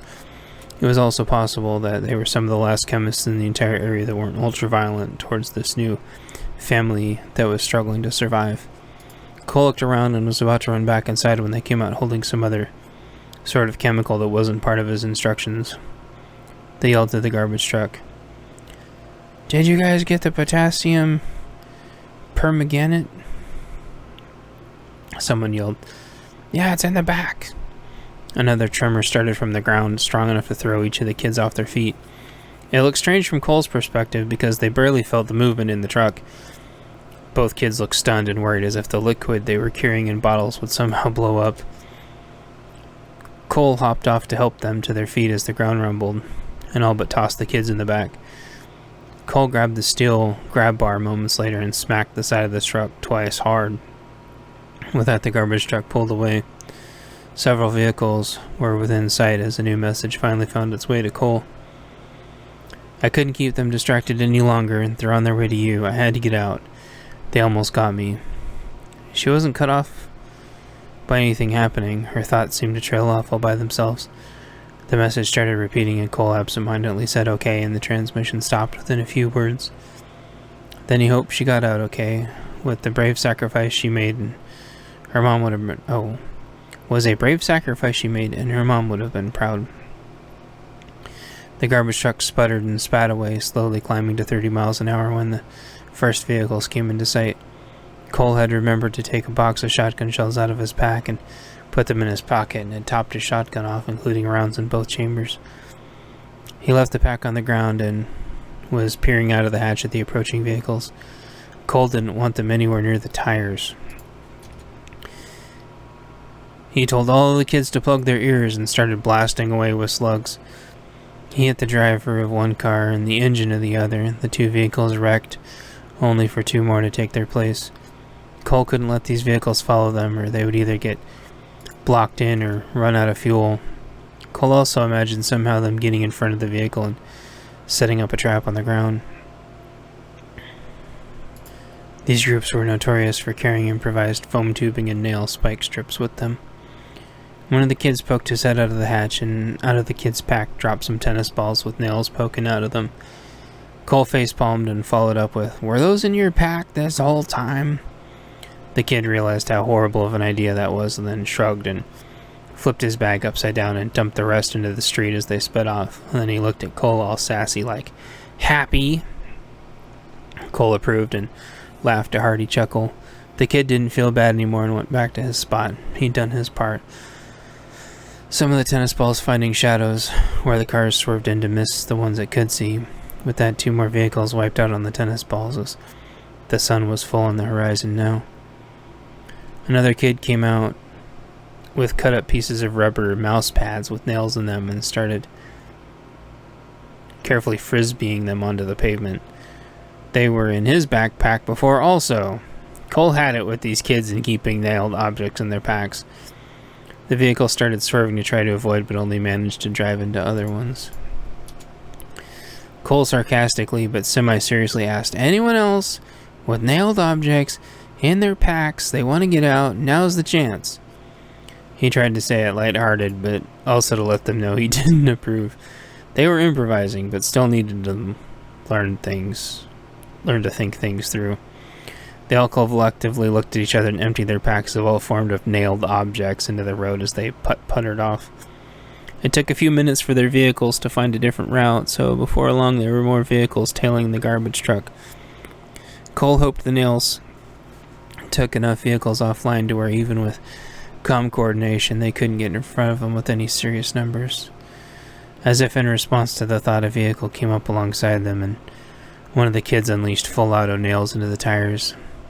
Being as the windows were smartly rolled up, several found their mark on the car crash as gunshots from the vehicle all missed their mark. It was a light round the gang member had in his pistol, so the bullets bounced off the steel case they were in. Thankfully, Cole put a round in the driver and a round in the engine before they could aim any better.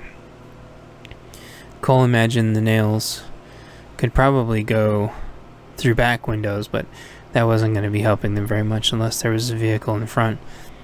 In a moment, though, there was. Both kids reached out the windows and poured nails into the back of a large SUV filled with cartel members. Screams of agony filled the truck as they pleaded with the driver to move. The kid driving the garbage truck helped them out by speeding up and smashing them out of the way. The SUV driver had instinctively slowed down to find out what was going on, and it was his downfall. They hit a bollard and the driver was killed instantly due to not wearing his seatbelt.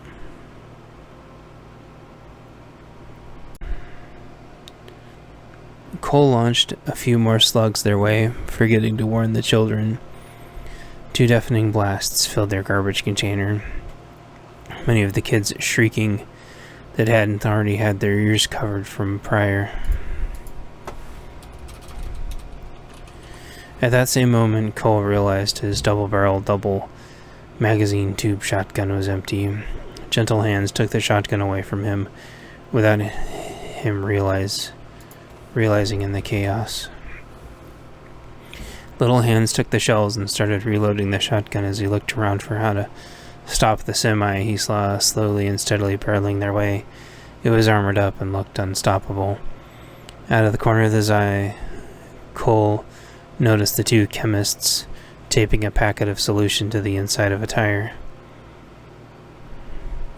"Cole, grab this tire and hold it out the hatch." Cole did as he was told, in more of a trance than anything, completely focused on where the heck he would shoot this vehicle, finding no vulnerable spot. He held the hatch and tire without thinking, and the girl poured in another mixture. "Now, gently roll the tire towards them and grab another tire quickly." Cole did as he was told, and the tire peacefully rolled towards the semi as if blissfully ignorant that they were about to get crushed. What Cole didn't know is that glycerin was slowly coating the inside of each tire and mixing with potassium permanganate that was in little packets. A few seconds apart, each tire smacked into the semi, getting caught under it. Each tire burned hotter than the last as the 2 chemists figured out exactly how much they wanted to put in. The first 2 had too much and started burning a hole through the bottom of the cab. The second few blew thick black smoke everywhere and concealed the view momentarily. The semi kept going in disbelief that the tires were causing any more than cosmetic damage. By the last tire, which Cole was now counting as the 8th, the cab was fully engulfed in flames. Cole wanted more tires, but there weren't any, and the chemicals were gone also. Cole patted his chest for his shotgun, but it wasn't there. Tiny hands put it where his arm started feeling around for it. 30-some cartel members poured out of the back of the semi, and 25 yards distance out to 50 in the matter of moments. Cole yelled at everyone to plug their ears again and emptied both mag tubes full of buckshot into the cartel members, bodies strewn everywhere in varying degrees of pain and death. There was nobody left to give chase. An earthquake of moderate strength rumbled that nobody felt in the truck as they puttered their way off. By Cole's estimation, they were nearly empty. The driver must have sensed the same thing and pulled into a gas station. The young teens did their best at security, providing a perimeter with the Amazon girls running in to scavenge whatever they could. A tube was produced from a pack and a crowbar from another and got the fuel cap off marked diesel. A kid started pumping a makeshift pump and fuel started moving into the garbage truck. A caddy of sorts started following Cole around with a medium-sized backpack, ready to fill either of his guns at a moment's notice. The kid was carrying several of the mags in the pouches on his jacket for the 1911 and shotgun shells in the other pockets. Not even old enough to drive, this kid was ready to load a shotgun and fight to the last breath to protect all of his brothers and sisters of basically equal age, all of them scurrying around with various jobs they had made up. In any other instance, a running vehicle trying to fuel up would be horrible, but it hardly mattered. Cole looked in the distance and saw huge pillars of smoke where the tires had decided to have an unconsensual union with the up-armored semi full of cartel that tried to kill them. No doubt whoever wasn't injured was now running on foot.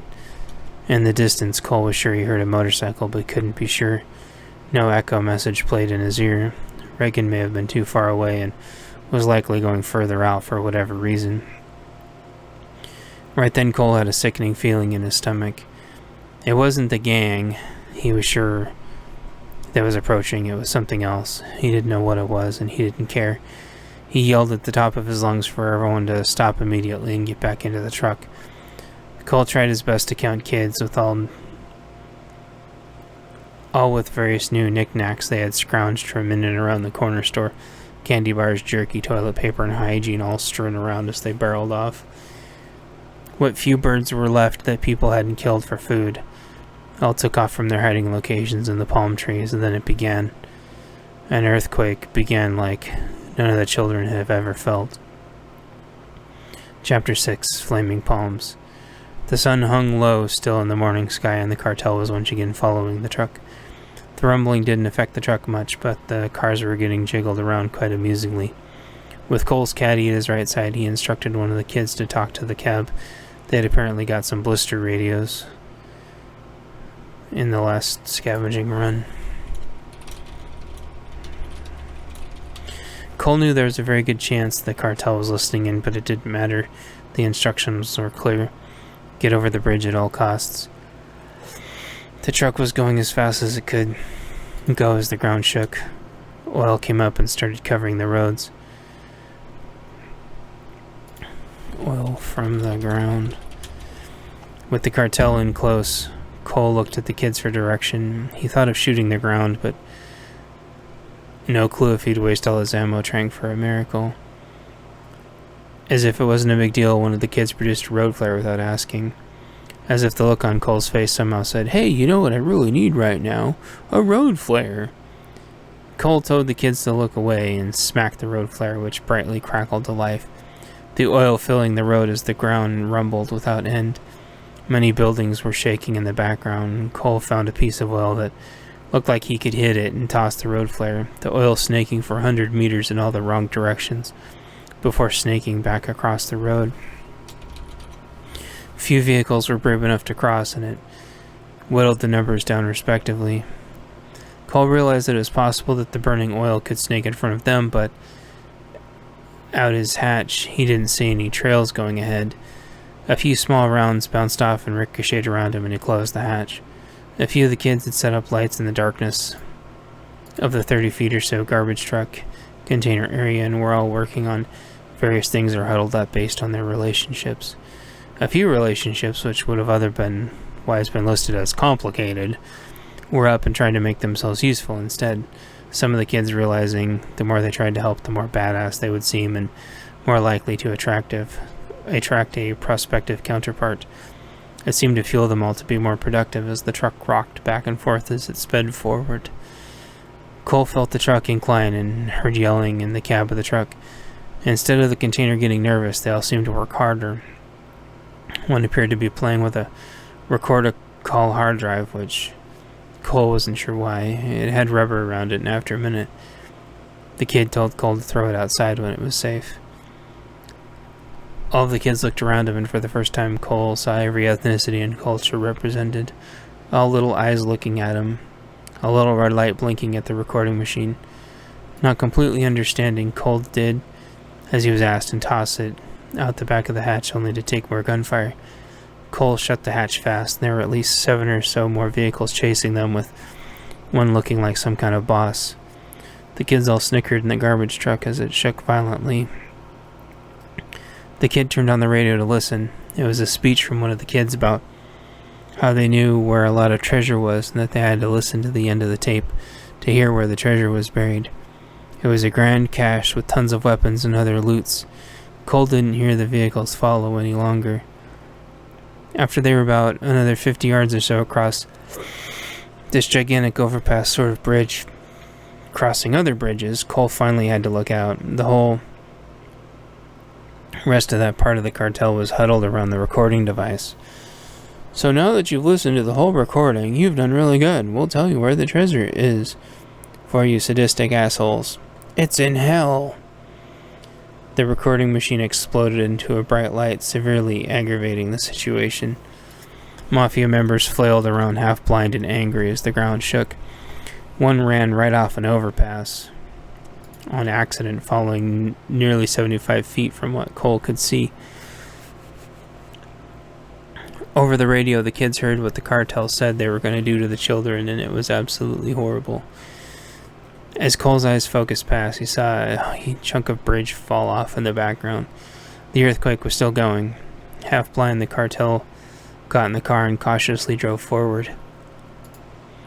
Not that they had a choice. Sections of the bridge had fallen behind them, and there was no turning back. The kids drove forward as fast as they could. Over the radio, they saw a checkpoint in sight. The checkpoint messaged them, and Cole explained the situation.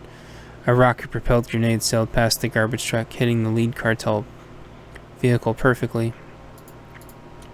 The kids all collectively breathed a sigh of relief as they pulled into the checkpoint, which was on solid ground.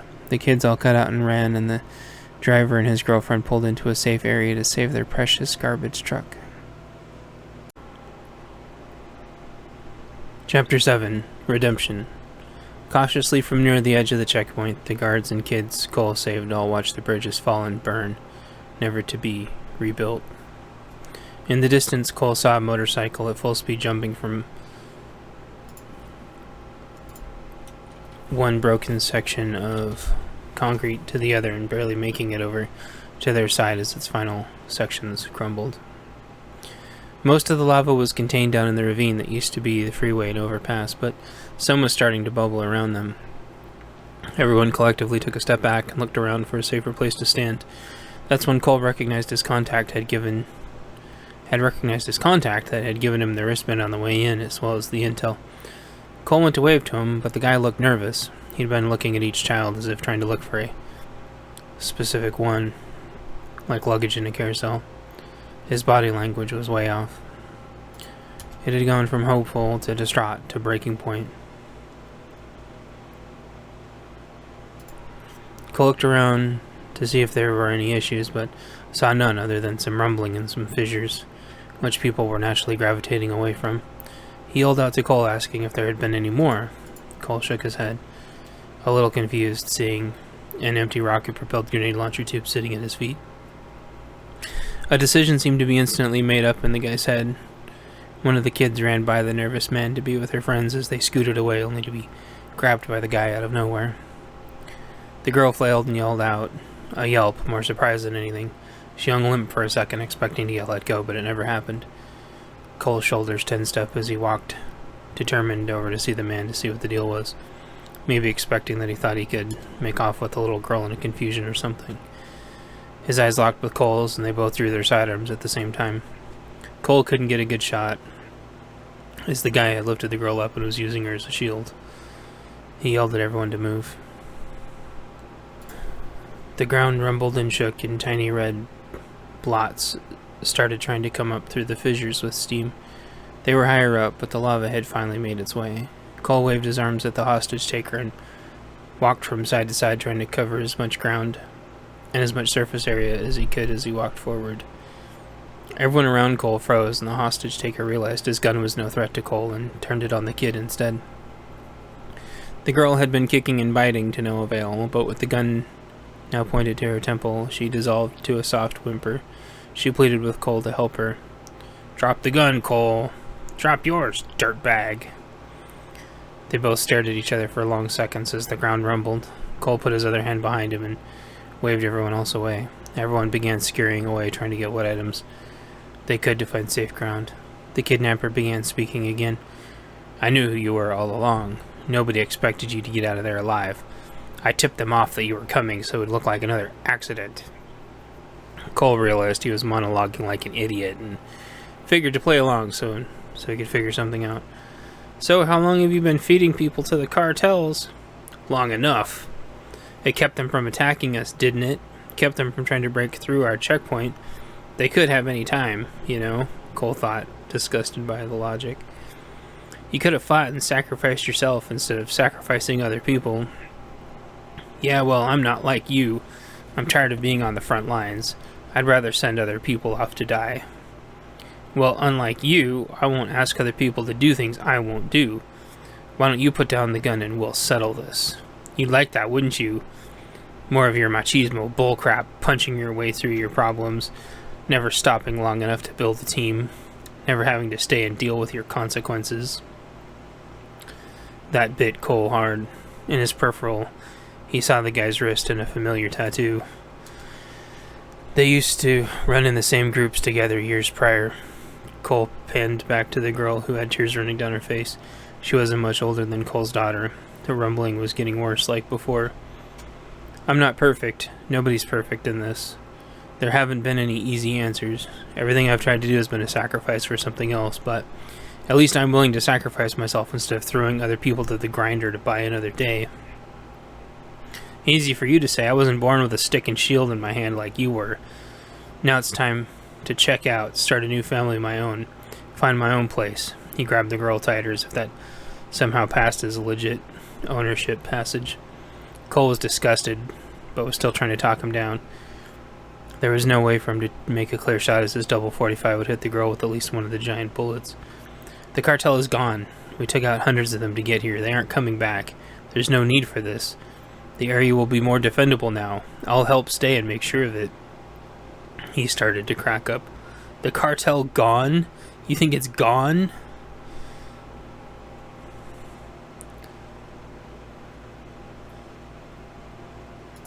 "That was but a scratch in the tens of thousands. All you did was piss them off. With you back alive and their stream of fresh meat reduced, our pact is dissolved.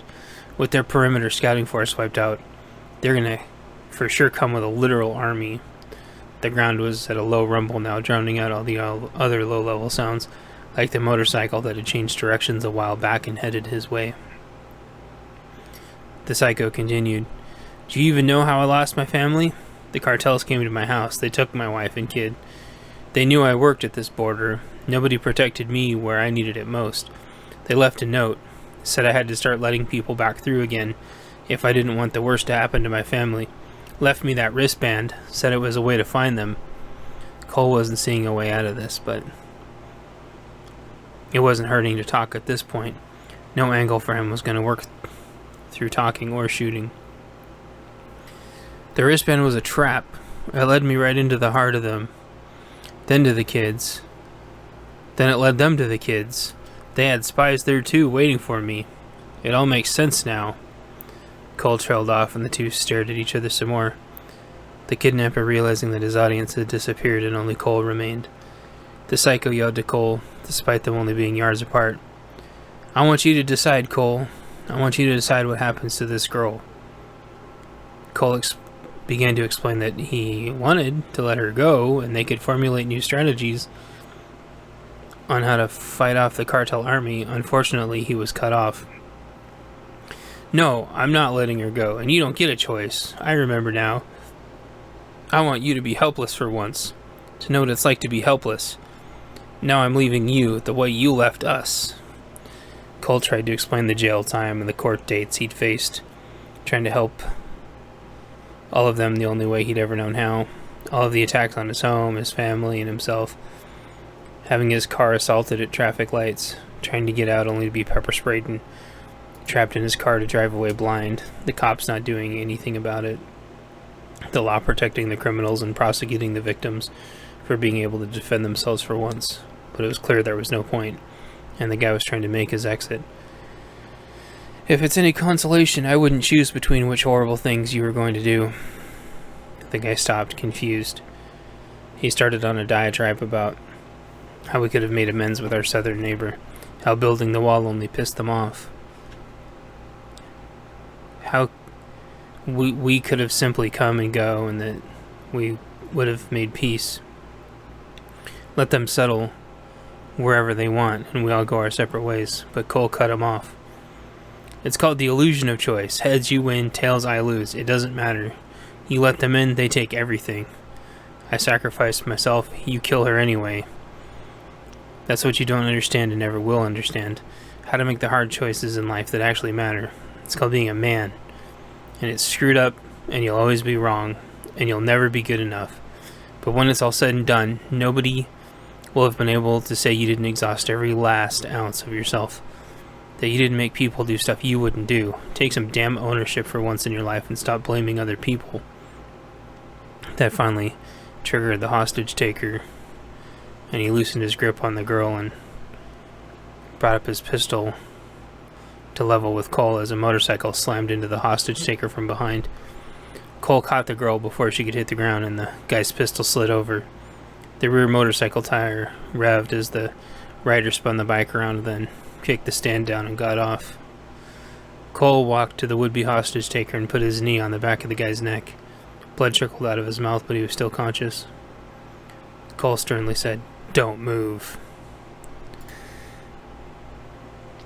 The guy started to move, but couldn't move much. Cole didn't think he was paralyzed, only dazed. Several yards away, the motorcyclist gave the girl the gun and said his life was in her hands now. The young teen walked over to Cole and the man now eating concrete, who moments later was ready to drag her off. She leveled her pistol at the man and told Cole to get off him and told him to get up. Both did as they were told, and Cole backed away. The girl began to speak after a few moments as her chemicals all started getting back into balance. "I know your daughter. We went to school together. She's still alive. Do you want to go save her?" The guy didn't know what to say. "Well, where's my daughter?" "She was betrayed by your wife, sold into slavery as collateral to keep you safe." "My wife? Where's my wife?" He started to fiddle with the simple ring on his finger as he asked the question. "She was in that car behind us that got blown up right as we pulled up. She was full-blown cartel trying to kill us." The prior border guard's hand clenched tight. "My daughter's still alive? Maybe there's time," Cole offered. "I'll go with you. We can get her together." "No, for once in my life, I need to do something myself." Without another word, Cole handed him the wristband. They both nodded at each other. He turned around and started walking as the ground rumbled. A second later, the prior border's guard pistol slid by as he walked. He picked it up and kept walking in the direction the motorcyclist had come, tucking the familiar pistol into his waistband and pulling his shirt over it. Chapter 8, Reboot, The Coming Weeks. Between the Pacific Northwest losing power and the civil unrest in the adjacent states, many vital internet trunks had been sabotaged, fiber severed, or routers shut off. Vital technicians had all left the confines of the Bay Area and Silicon Valley to find safer states to live in as the homeless, drug-infested population exploded. It wasn't long before the employed weren't left to support the unemployed, and the homeless left to find other people to babysit them. They tried to get other major cities for support. The few that made it paid a high price only to find the exact same issue in every major city. It wasn't long before the Russians came knocking for the land that they had been promised in exchange for support. With little in collateral and little to trade, the Russians answered everyone's pleas for the UN, NATO to come save the failing Bay Area. Mercs took any ship they could and landed with heavy forces and quickly and brutally engaged the various gangs and cartels that had pushed the remaining citizens back to a few vital business buildings. The internet infrastructure remained hidden behind several vaults, but it wouldn't have been long for those systems to take critical damage from the collateral fighting. Along with Mercs, many holy women of the Eastern Orthodox background landed to combat the spread of Catholicism. The southern gangs and cartels had brought their own perverted version of the religion with them and were trying to spread it from Southern California to the middle. The Mercs soon got bored, having swiftly overran with superior tactics all but the most combat-hardened Southern cartels. The remainder of the cartels, comprised of prior Spec Ops border military, but lacking in numbers and equipment, retreated to their stronghold in southern prior California. The Super Cartel called the entire area New Mexico, and everywhere they took north of the Mexican border got rebranded as such. They'd call it Nuevo for short. The Mercs, finding nothing of value in Nuevo but death, had learned their lesson in history class of trying to take over useless plots of land and desert. They headed instead north, where resources and battles worthy of their training still existed. A few women went to go fight with the Mercs, but most stayed to establish a religious stronghold. They took over the entire Bay Area and turned it into an Eastern Orthodox garrison. With urban camo habits and full-body armor, the Christians went from door to door with their donated Merc and confiscated cartel weaponry and cleaned out the entire city. You could stay without converting, but all manner of perversion had to cease or you got sent south. They let most activity slide if it was between consenting adults, but there was no margin for debate if you hurt a child. That got you executed and hung up on the new southern border for what happened if you hurt children. Signs hung from each one's neck explaining what they had done. There'd been a debate on saving lumber by driving a single stake throughout the entire body, but nobody could agree. As such, they hung them from whatever they could find. It was usually the signs on the old freeway that they swung from. Sexual and otherwise assaults towards women and children suspiciously went down to zero pretty quick. If any cartel child soldiers were found and surrendered, they were reintegrated back into society if they wanted. Very few ever wanted to go back.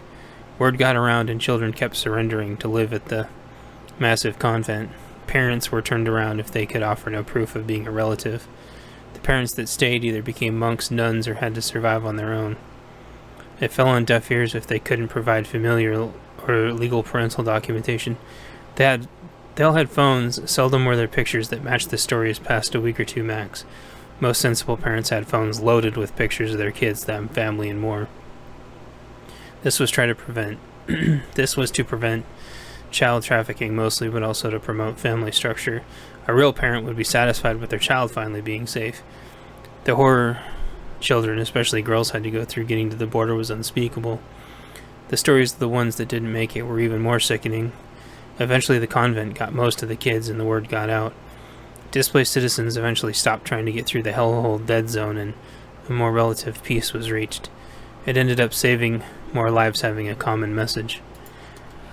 People had to stay and defend their own areas instead of relying on others, and eventually the situations got better. The stronghold ended up being plenty sustainable when the water rerouted naturally and the natural reservoirs filled back up. Eventually electricity became the priority, but knowledge was lacking. Chapter 9. Long-term strategy. Cole made sure the kids were dropped off and took off in his car that had been waiting for him in a secure parking garage near the border checkpoint. The Imperator concept car that Cole had found in an abandoned collector's bunker whizzed down the road in the empty streets. With speeds exceeding 150 miles an hour, he would be home to his family in no time. A family both in blood and forged through the main trials of the new normal. Cole had more people to get ready, because California was the first to fall, but it wouldn't be the last. Reagan didn't leave, though. She had a job to do. She rounded the kids up in an abandoned bus and got them out of there. The love eventually stopped, but Reagan kept going anyway. She took the kids as far as the fuel would allow, checking many fuel depots on the way, but all being empty. Everything was going fine, and occasionally they would spot fuel cans or tanks they could siphon to keep going. Care was maintained to keep all the kids safe and loaded back onto the bus for bathroom breaks and to quickly scavenge for materials. Eventually, when they were almost out of fuel, they came upon a roadblock Reagan didn't recognize. Impossibly large men with medium and large wooden furniture, rifles mounted with bipods, and pointed at the bus as she slowed down. It was a measure to show she wasn't about to ram their checkpoint. As she idled down, they lowered their rifles to show they weren't going to grease her along with the other bus inhabitants. On the rooftop, she saw rifles with longer barrels, also with wooden furniture and scopes. They talked in radios in a language she didn't understand and surrounded the bus. Reagan noted that none of the kids were crying, having already gone through so much. She wanted to keep them in the bus, but they insisted on getting out and looking around. Reagan recognized some of their insignias as they walked around his old milsurp Russian gear from the big Soviet collapse before last. Her ears weren't as sensitive enough to tell her if they were Russian, Romanian, Ukrainian, or what. She couldn't even tell if they were Eastern Slav or Western Slav. Reagan didn't recall, though, that they rarely, if ever, hurt children on purpose. The kids all sprung out with their gear, and the bus started to croak. The kids all got out of the way, and the guy that looked like the leader motioned her croaking bus off to the side so it didn't blow up or anything by their checkpoint. Reagan barely got the aged charter bus into the cleared spot they seemed to want it in when the bus finally died. She shut it off and went to hop out, only to get a gun in her face. A phrase was yelled at her she didn't understand, but she understood the hand signals well enough. She was supposed to stay in the bus. The area behind them was cleared, and the kids were taken in a warehouse. This stressed Reagan out, but there wasn't much she could do. There was no way for her to get to the back of the bus where her motorcycle was tethered, and she had no way of talking to these guys or the kids. She sat so many painful minutes, which seemed like hours, until a tall woman with long hair, tied back and wearing full battle armor, styled in a nun habit, came out.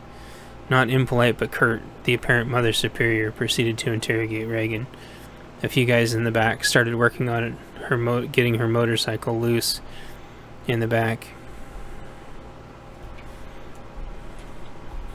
Reagan tried to explain the entire situation about how she'd been in charge of the kids in a warehouse south in the dead zone.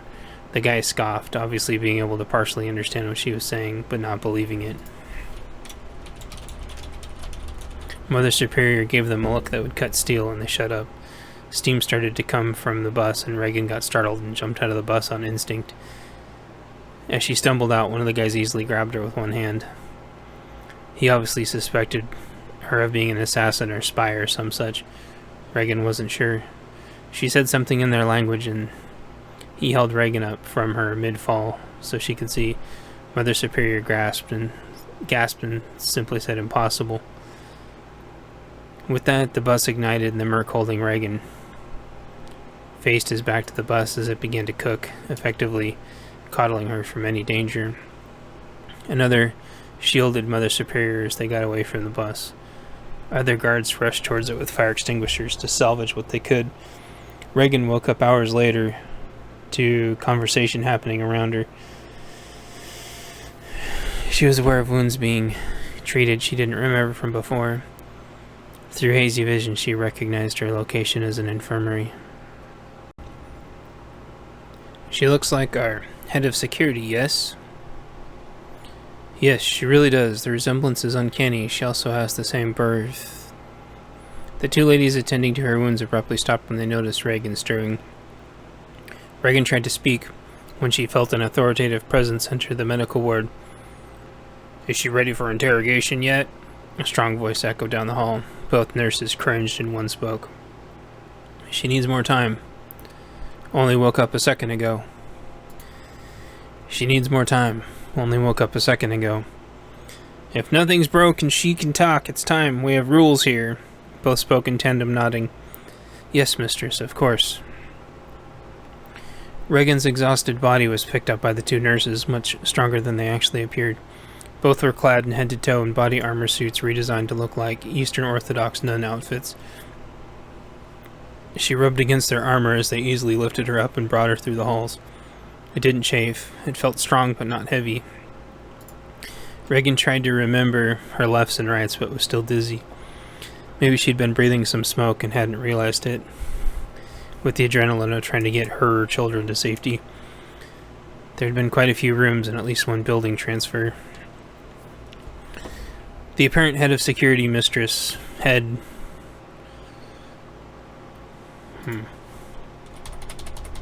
led her to the security office. The two battle nurses sat Reagan down in a chair, her body threatening to go limp, and let her slide out of her chair like a noodle.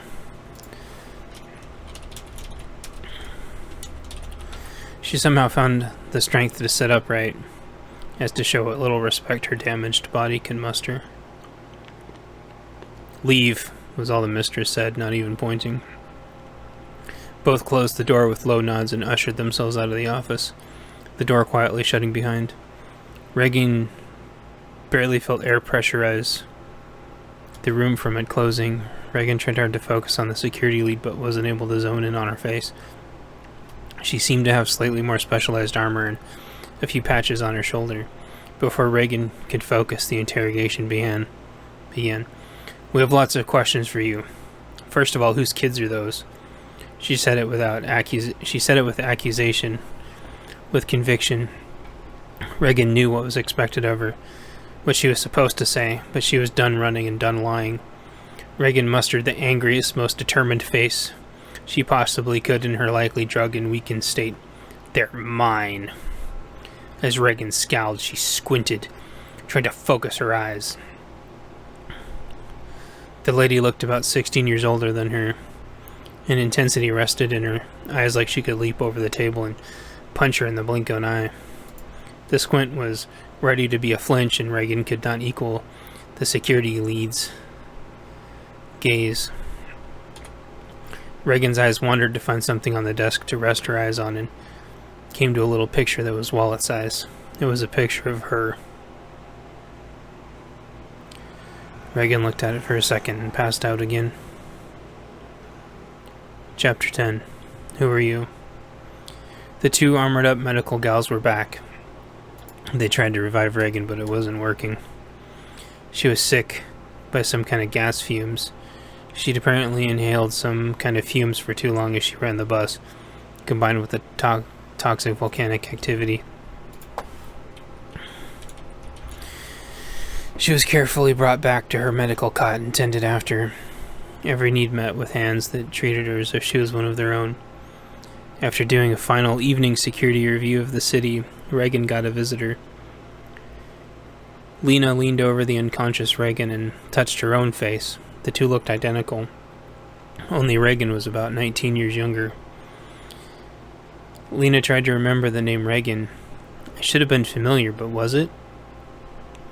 A visit to Ireland popped in her head at a military base. It hurt her head to think about.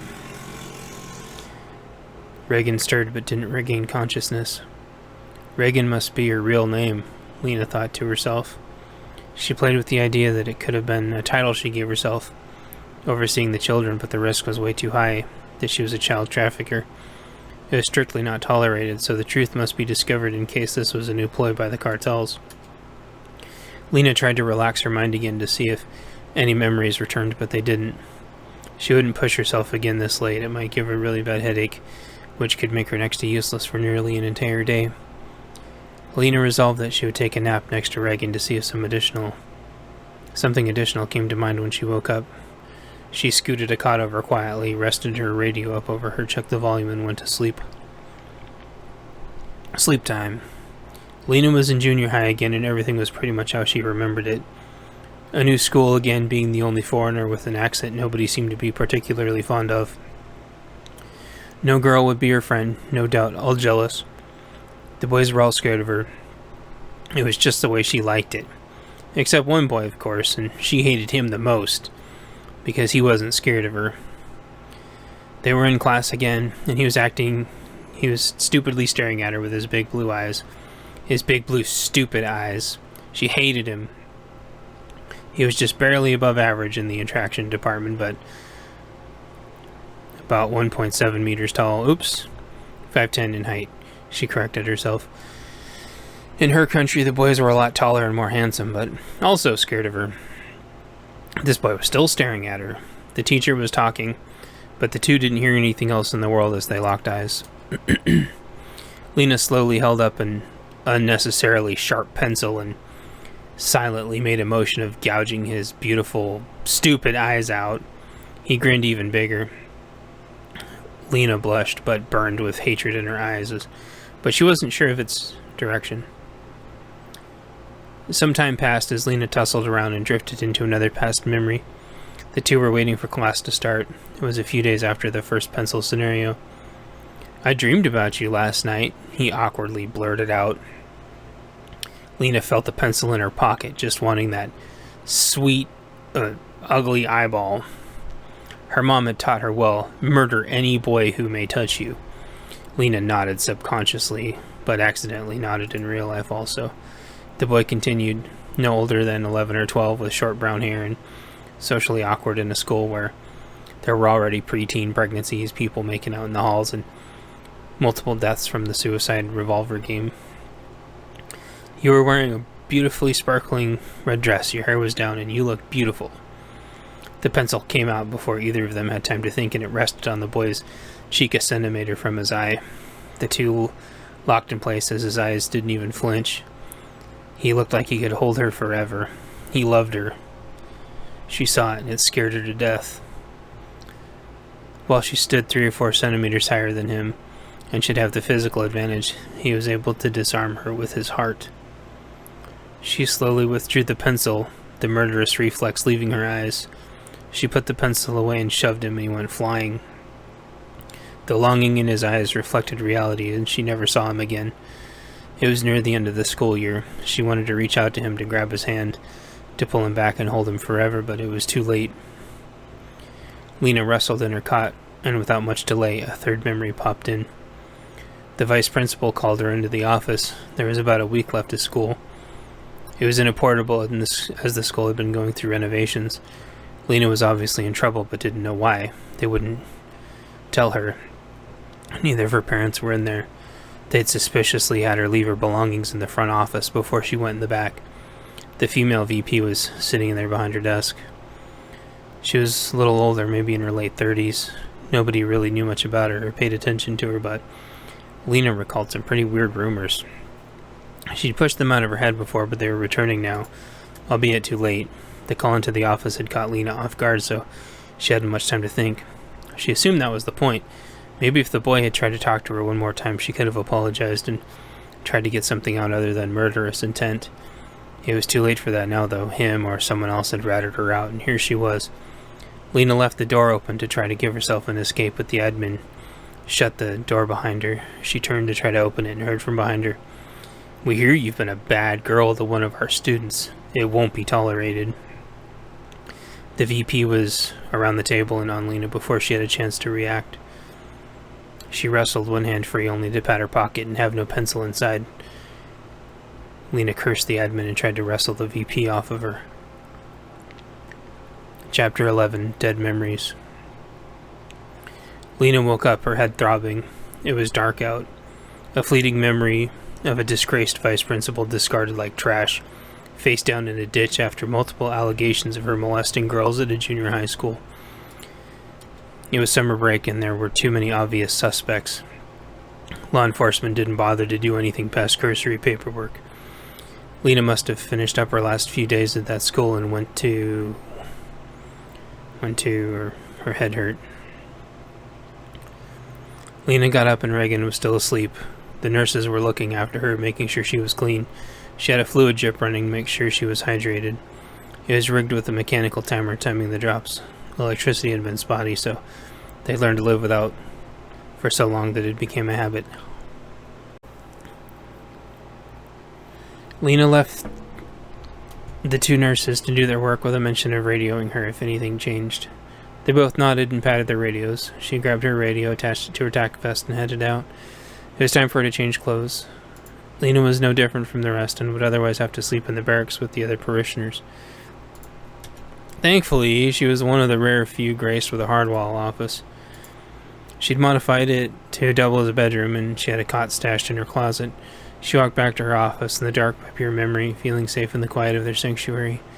Lena unlocked, then went into her security office, closing the door, locking it in the same motion. It was a sturdy door, and she would have no problem at all getting her AK-74 out from the desk drawer and holding it out if the need presented itself. Holding out.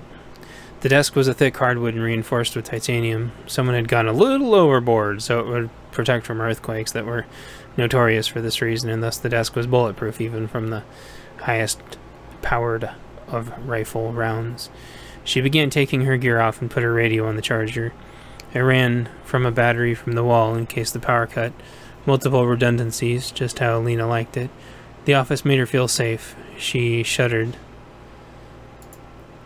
Where offices terrified her as a child, she had taken ownership, and the offices now empowered her.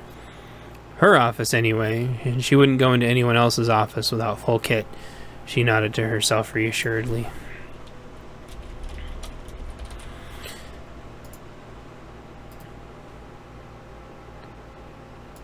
Okay.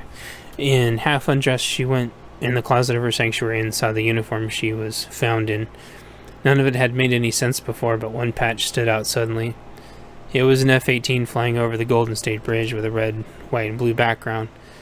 Lena subconsciously put the jacket on as if it was a routine she had done 1,000 times before. A wave of smells and memories overcame her, and she had to lay down again.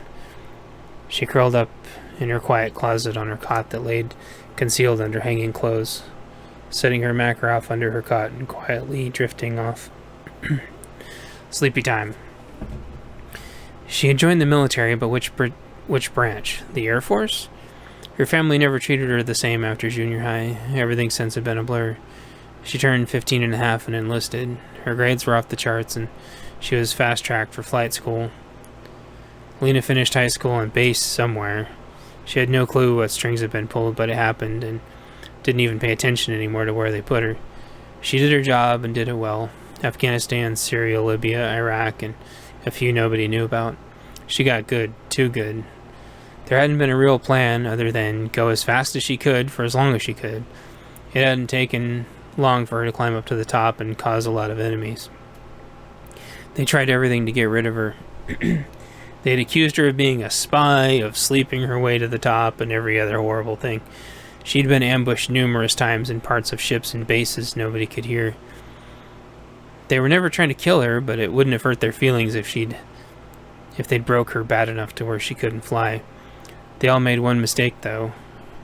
She would go into a trance and nearly kill all of them before she could snap herself out of it. With her size, even 3-1 was hardly a fair fight when she got her hands on something. They'd call her a freak and slink off, badly stabbed or beaten by whatever she could get her hands on. There were no qualms about ambushing her in the shower while she was asleep or suiting up. It wasn't until they planted a virus to try to make her sick that alarms finally went off. Lena had never documented the incidents, knowing full well the military record for abuse was a twisted mockery of justice. The others never documented it either, as they would have to explain why they were ambushing the top pilot in their wing. She recalled them starting to send unmanned drones in as air support and having to trust that nothing bad would happen. Unable to make friends or trust anyone, she never had anyone monitoring the drones to make sure she didn't get ambushed in the sky. Lena had to trust, though, that any friendly fire in the sky would get heavily scrutinized and the pieces would come together. So many careers would be ruined that deep somewhere inside her she had to trust that the mutually assured career destruction could save her. Yet there she was in her CO's office, fidgeting uncomfortably, a pen made out of aircraft aluminum in her hand with a tungsten carbide tip. Lena stared at her CO, not saying a word until a question was asked. There was no emotion in her eyes, no contempt or hate, nothing. She felt dead inside and wanted to get back up in the air for those few moments she could temporarily get away from it all. "Drop down and give me 20, the CO said, without hesitation. Lena clipped her pen to the inside of her pocket and did 20 perfect push-ups. She pushed thoughts out of her mind of whether or not the CO was being a pervert. She hopped back up and got back in her chair after counting out the 20. A single bead of sweat came down from her brow, her blonde hair impeccably tied back, tight and braided rows. She looked at him emotionally, not even wondering why she was there. "How many times are you going to pass up your next promotion?" her CO asked. Unflinchingly, Lena responded how she had responded so many times before, with a question that was more like a statement. "If you make me an officer, you'll take my wings." They both stared at each other, then the CO continued. "You could be a teacher at flight school, maybe even be running it if you want. You don't have to keep doing this." He had an almost sadness in his eyes. Lena looked at his desk on the table, and he had a stack of paperwork with her name on it. There were pictures paper-clipped, multiple girls stabbed and beat up in varying degrees of dress. some of them in their night clothes, some black-clad, some in towels, and others in ripped flight clothes. Lena felt the overly engineered pen in her pocket and got it back out of her pocket. The CO tensed a bit and then relaxed. I take it this is all your handiwork.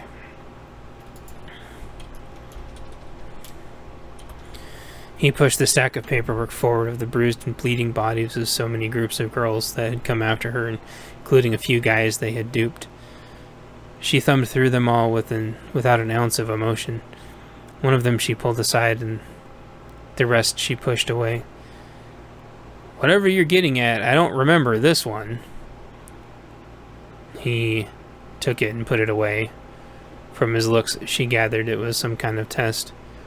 Listen, Lena. Jag is getting more than a little pissed. I can't tell if they're madder that it seems like we haven't done anything about the abuse, or that there's no formal suspects. Lena shrugged. The two stared at each other, neither particularly lost in any specific thought, neither willing to back down. There was one more piece of paperwork on the desk that had pictures, looking like some kind of virus outbreak. It said the test was positive for some word that she didn't recognize because it was upside down. Listen, Lena, you're a damn good pilot, the best I've seen in a long time. But you're into some deep crap now. This virus we found, it was inside your flight helmet. Looks like it has a 2% mortality rate. Some serious assassination crap. We barely found it and quarantined it. 2 medical officers and 2 equipment techs are fighting for their lives right now because of this. She swallowed hard. Those sick witches were going to pay. She just didn't know how yet. Are they expected to pull through? She had a deadly look on her face. Yeah, the doc seemed to think so. We had to get them off base, though. They're in some special CDC thing that this country has. I forgot the acronym. It seemed like he was about to say something else when an alarm went off the base. They were under attack and the power got cut. Lena stirred in her cot, rolled over, and pulled the blanket over her.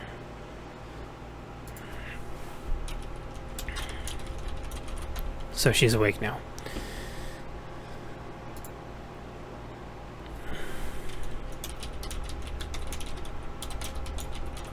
So then she fell back asleep.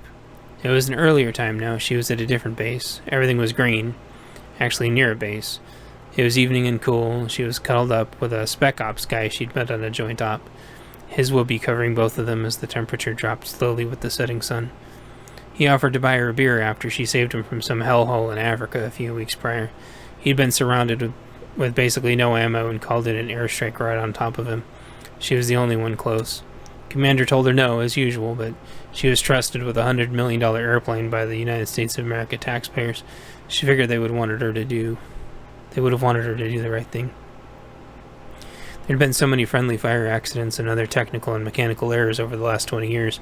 She would do anything to save even one more person from these psychos.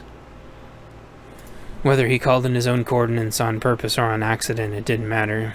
Not one more headless on parade, she told herself, in her head, with tears in her eyes. Nothing personal, she emotionally spoke out loud as she gave the enemy something to remember her by in her modified trainer, AV-8.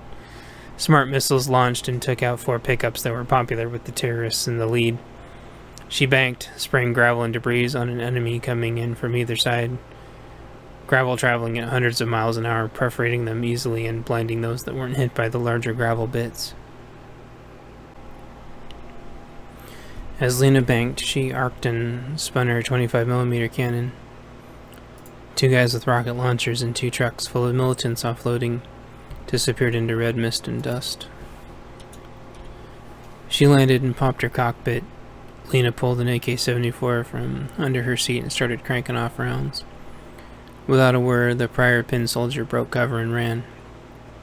Lena emptied her mag to keep the remaining enemy suppressed as she partially enjoyed the cover of a temporary sandstorm. Circle, she made with her jet engine. Lena didn't have time to look at him as she grabbed her only spare mag and resumed fire as he clambered in.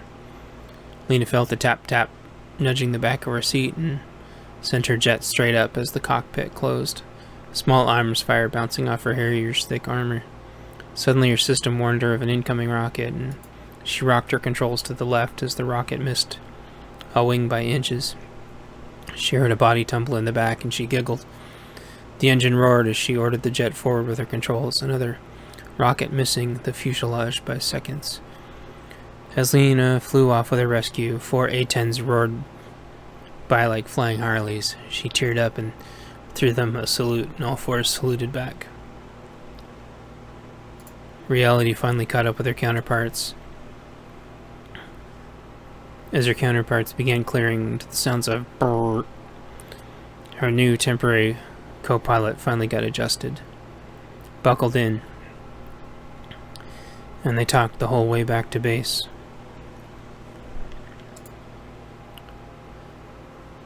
And there they were under the tree.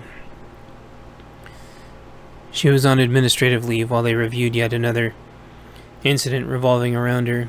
Lena got to escort him back to his home base, and then do whatever she wanted to while they reviewed the situation. As long as she could be back to base in time, she pretty much had free reign and didn't want to be anywhere else. For the first time in her life, since being away from her parents, she felt truly safe and loved. They snuggled together tighter as she glanced over at him. He was cute, but had a lethal intensity about him. That longing in his eyes to live in the face of death that was so familiar once before. She reminded him of somebody, if that somebody had grown up in different circumstances. He saw distant pain in her eyes and asked her what was wrong. She threatened to stab his eye with a pencil. They rolled around in the dark and snuck back into the tent later before it started to drizzle. The dream seemed to fast forward again. Lena had been able to hide the baby pretty well. She'd kept spare urine on standby to make tests easier and was able to stretch it for a while. Flying in a jet probably hadn't been good for developing babies, but Lena did it anyway as long as she thought it was safe. Lena feared further reprisals from the fan club that she made in case they'd found out. It wasn't long before her routine required medical inspections detected the pregnancy around the same time her flight suit was starting to have a cute little baby bump. Command immediately moved her off base to have the baby, and she had it in safety as was protocol of someone at her level. Nobody could know there was potential leverage over their ace pilot. Several examples had been found in the fob of bounty posters for her already, and some of them had started making it onto her base specifically. A few excuses here and there of some fake disciplinary action to throw off anyone paying attention, and she spent those few precious months hidden in secrecy with her baby. More strings were pulled due to the man she had saved, and he was able to take time raising her as well. The baby bounced back and forth between missions, getting exposed to all manner of special military tech, hardware, and going fast. Now she was a few years old, somewhere between 4 and 5, and Mommy was in trouble with the CO again. Little Reagan, Daddy got to name her, wanted Mommy to stay. Something felt wrong this time. "I have to go, sweetie," Lena pleaded with Reagan and gave her a kiss on the forehead, as she had so many times before when she had to go. You know what to do if anything happens, sweetie, right?" Little Reagan nodded. She had her little toy motorcycle in one hand and a jet toy in the other. She was fully dressed in child-sized motorcycle gear, armored head to toe, when most girls her age were sporting ballerina garb. She was pretending she was driving around on the motorcycle, while her mommy flew overhead. Lena tried to keep her attention, seeing that she was trying to will the situation into not being true. "I just have to talk to the CO, okay? I'll be back. Then we'll go to the BX and pick you out a new toy." Reagan nodded and was able to spot a lie, knowing something was wrong. She kept it to herself, though. Reagan knew if she worried Mommy, it would compromise her concentration and she would be at risk. Lena kissed her on the head again. "You're my smart little girl. I love you so much." "I love you too, Mommy." Lena took off her wristband she had and snapped it onto Reagan's. "This will keep you safe." Reagan nodded and nothing more needed to be said. Then Lena went back in the CO's office. There was paperwork she was supposed to sign to take the promotion. Full ride, college for the kid, the whole 9 yards, but never able to fly in combat again. She sneered. She wanted to leave under her own conditions or not at all. Lena had her pen out, thinking she was going to be able to sign another corrective action. It sat on the table between the two, in case she needed to grab it and stab him in the neck. You never know. Her pen, that is. Then the alarms were going off. The Russians, Syrians, Turks, and Americans had been fighting over this land for years now. Israel had gotten pissed and cleared out several miles worth of city out on their side. Jordan wouldn't have anything to do with it. Nobody was in a hurry to mess with the Allied Kurds, and countless missions off the books between the Russians and the Americans over Syrian airspace, while the Kurds kept the Turks back. Now their base was under imminent attack by who knows what. At least that's what the alarms meant. This isn't over, the CO said at her, glaring. No kidding. This is my last mission. If we survive this, I'm out. She grabbed her pen off the table and ran. A blast blew out the windows as she ran out of the office, paperwork blowing everywhere. One revealed underneath the details of her baby. As she ran out to her jet and hopped in the cockpit, she turned around to see the office and only seconds before engulfed in a blaze. Other jets were already on fire as jihadis crested the base, shooting small arms fire onto the airfield. She closed her cockpit as other pilots were getting killed trying to get into their jets. Lena turned her jet on and spun up her 25mm to get their heads down as the huge machine powered up. She tried to buy anyone, time to get in their jet to help. Seconds felt like hours, and she full-throttled her AV-8 to get airborne as her systems detected more jets in the distance. In the air, everything felt small and in slow motion, her systems alerting her to multiple factions closing in from every angle. She heard an all-call come in for anyone within range that could assist. A thick Kurdish accent responded within a few moments as she lit up many small vehicles, even taking out 2 military surplus tanks. She spun and dodged as missiles and anti-aircraft missiles flew by. They seemed so slow to her, but she knew that being the only bird in the air, she was dodging their entire arsenal. Thankfully, moments later, an A-10 finally got its slow butt in the air and began a thorough burning of the bad guys. There were too many for the 2 jets, though, and the base was overran. If the jihadis got their hands on Stingers, she and the other A-10 would be toast. The A-10 saw it about the same time as her, and they began strafing the area. This caused the enemy to focus, trying to get to the arsenal as a tiny holdout tried to protect it. On the other side of the base, a little armor-clad motorcycle rider exited the barracks in the opposite direction, in her 40cc gas motorcycle. She gave it all the gas she could, trying to get away in the only direction there was no enemy. The armor was in subdued camo, and with the commotion going on, nobody could hear the engine. She drove and never looked back. Lena had picked the whole thing up on her HUD and wiped tears from her eyes, knowing she would never see her little Reagan again. She spun her jet around and broke off in the other direction to draw them away. The A-10 saw and gave her a thumbs up, taking off in his own direction from her lead. She heard more chatter in what sounded like Russian and got a mile or 2 away, when her jet suddenly malfunctioned out of nowhere. She grabbed her AK-74, slung it, and the canopy blew. Lena was automatically launched straight into the sky as her AV-8 suddenly exploded beneath her a second later for no reason. She passed out. Yelling. There was lots of yelling. Black-clad, masked men in camo were drawn by the wreckage. She stirred, trying to will herself awake. She knew this was bad. Muscle memory kicked in before she was fully aware and kicked herself loose of her chair and attached parachute. Lena stumbled forward, only to catch some burning branches, burning her hand. She was completely disoriented. She smacked her watch and it switched to a GPS and compass. Lena faced away from where the base was and with a combination of running and stumbling tried to get away. There was no brush, no cover. What had happened? She couldn't remember. There were burning jet parts everywhere. She kept her helmet on for safety. It wouldn't afford her much anonymity, though. Her feminine figure stood out like a sore thumb in this country, and there wasn't like there was a black robe store around for her to change out of her Air Force clothes, so she did all she could do. She stumbled and tried to get away. She heard more yelling and turned around. Over the hill crested a jihadi, making gestures like he'd just won the goat lottery.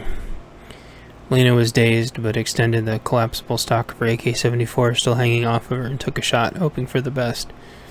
The jihadi fell, grabbing his crotch. She continued to run, hoping for some kind of cover, or literally anything. 20 more yards were covered, and more yelling in Arabic behind her. She turned around mid-stride and dumped half a mag, trying to get them to take cover. They each made half attempts to duck, and she was able to get 2 out of the 10. They didn't even fire back at her. They obviously wanted her alive. She wouldn't take her own life, though. She would force them to kill her. Lena patted her pocket, and her favorite pen was there, still clipped in and ready to go. 10 more arrived behind them, and then 10 more. She popped her half mag out and put in her backup. With a yell, they charged her. Lena sprinted, having stalled a few seconds to find her legs. She was able to outrun them at least a little. She forgot again why she was running. A little distance was gained until she heard engines far off in the desert. They would have vehicles on her soon, and she would stand no chance. She slowed to a jog, her heart pounding. She searched for something, anything that she could take cover behind. And there was nothing around her, even an inch of microterrain. Lena stopped, trying to steady her pulse. It all seemed clear now. They would all be on flat land, along with her. The odds would be even. They would have to cross the expanse to take her. She would make them pay dearly for their prize. A quick estimate put them at 75 yards. Lena squeezed off 5 shots, 1 between each heartbeat. Only 3 fell. She squeezed off 5 more shots the same way. 4 fell. Her heart beat getting more in control from the cardio.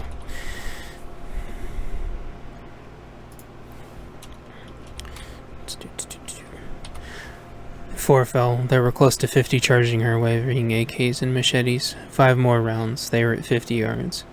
2 from behind were getting back up. She wounded 3 more, and they fell, trying to clamber back up. She emptied the mag, not waiting for them to fall, and grabbed her half mag and knocked the empty out. The next thing she realized, she got knocked 20 feet back and was raining jihadi parts. The helmet protected her ears, but she was struggling to remember what she was doing. Lena looked at her hands and saw her AK-74 and mag, slammed it in and racked the charging handle. The enemies scattered and she didn't fire. Another mortar landed further away and she ran in the opposite direction. A popular pickup amongst the jihadis charged her in a last-ditch effort to grab her, and she emptied the mag in the engine and driver. The charging handle slammed back, alerting Lita through feel that she was out of ammo. The vehicle rushed towards her, somehow hit the only bump in the entire area and crashed on its side.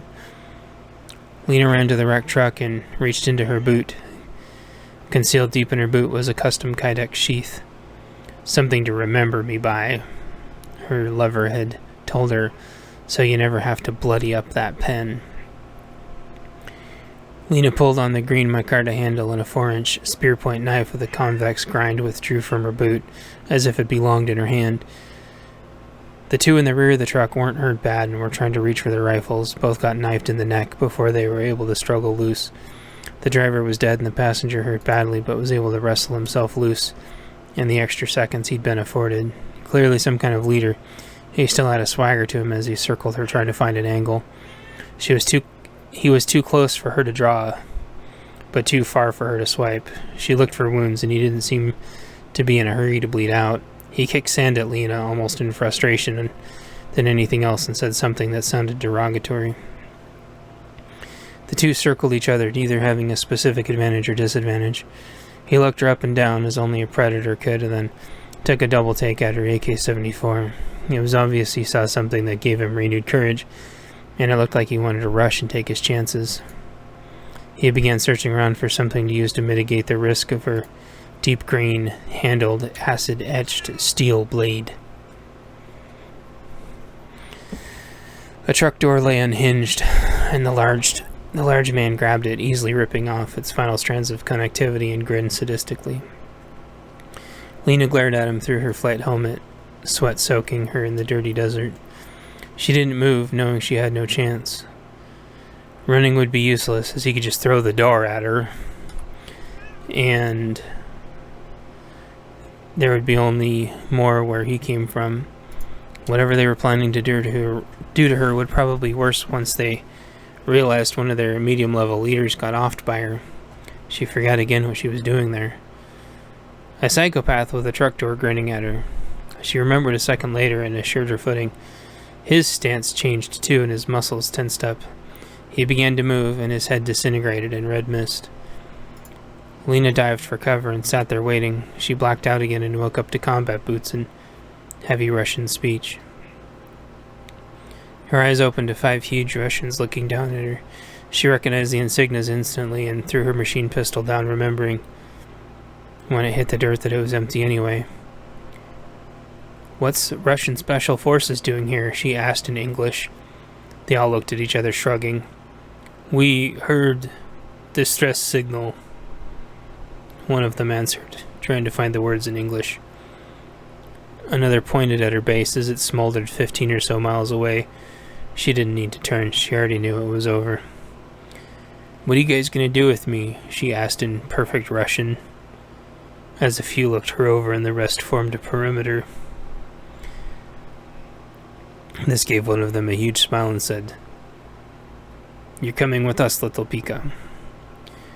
Lena passed out as one of the troop transports drove up.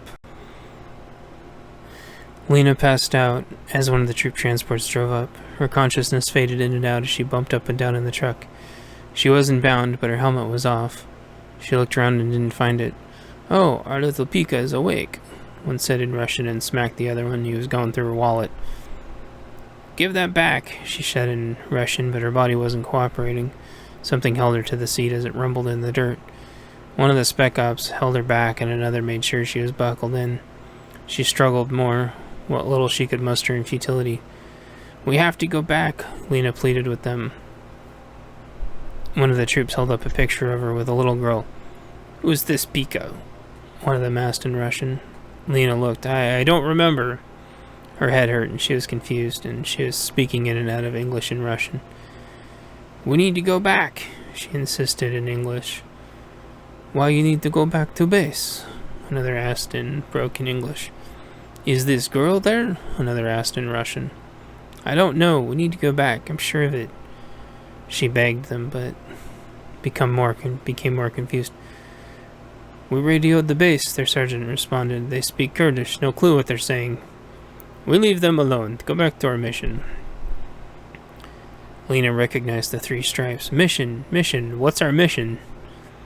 They handed her the wallet and ID back, along with the picture of the little girl. "Killing jihadi bastards, what do you think?" he said with a laugh. Everyone in the transport looked at her, and she shrugged. One of them reached into a duffel bag and pulled out another worn but functional Makarov and a few mags. Another gingerly draped her AK-74 back over her head and handed her a few new mags. A few fresh mags. The sergeant spoke again. "Welcome to Cossack Squad," and they all cheered. The truck rumbled away. A canvas attached to the side of the troop transport depicted a holy knight on horseback fighting a dragon. Chapter 12. Holding Back the Pain.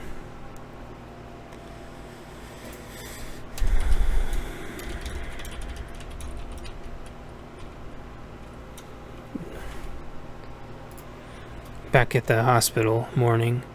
Birds were chirping and the sun was peeking through the blinds of the improvised hospital.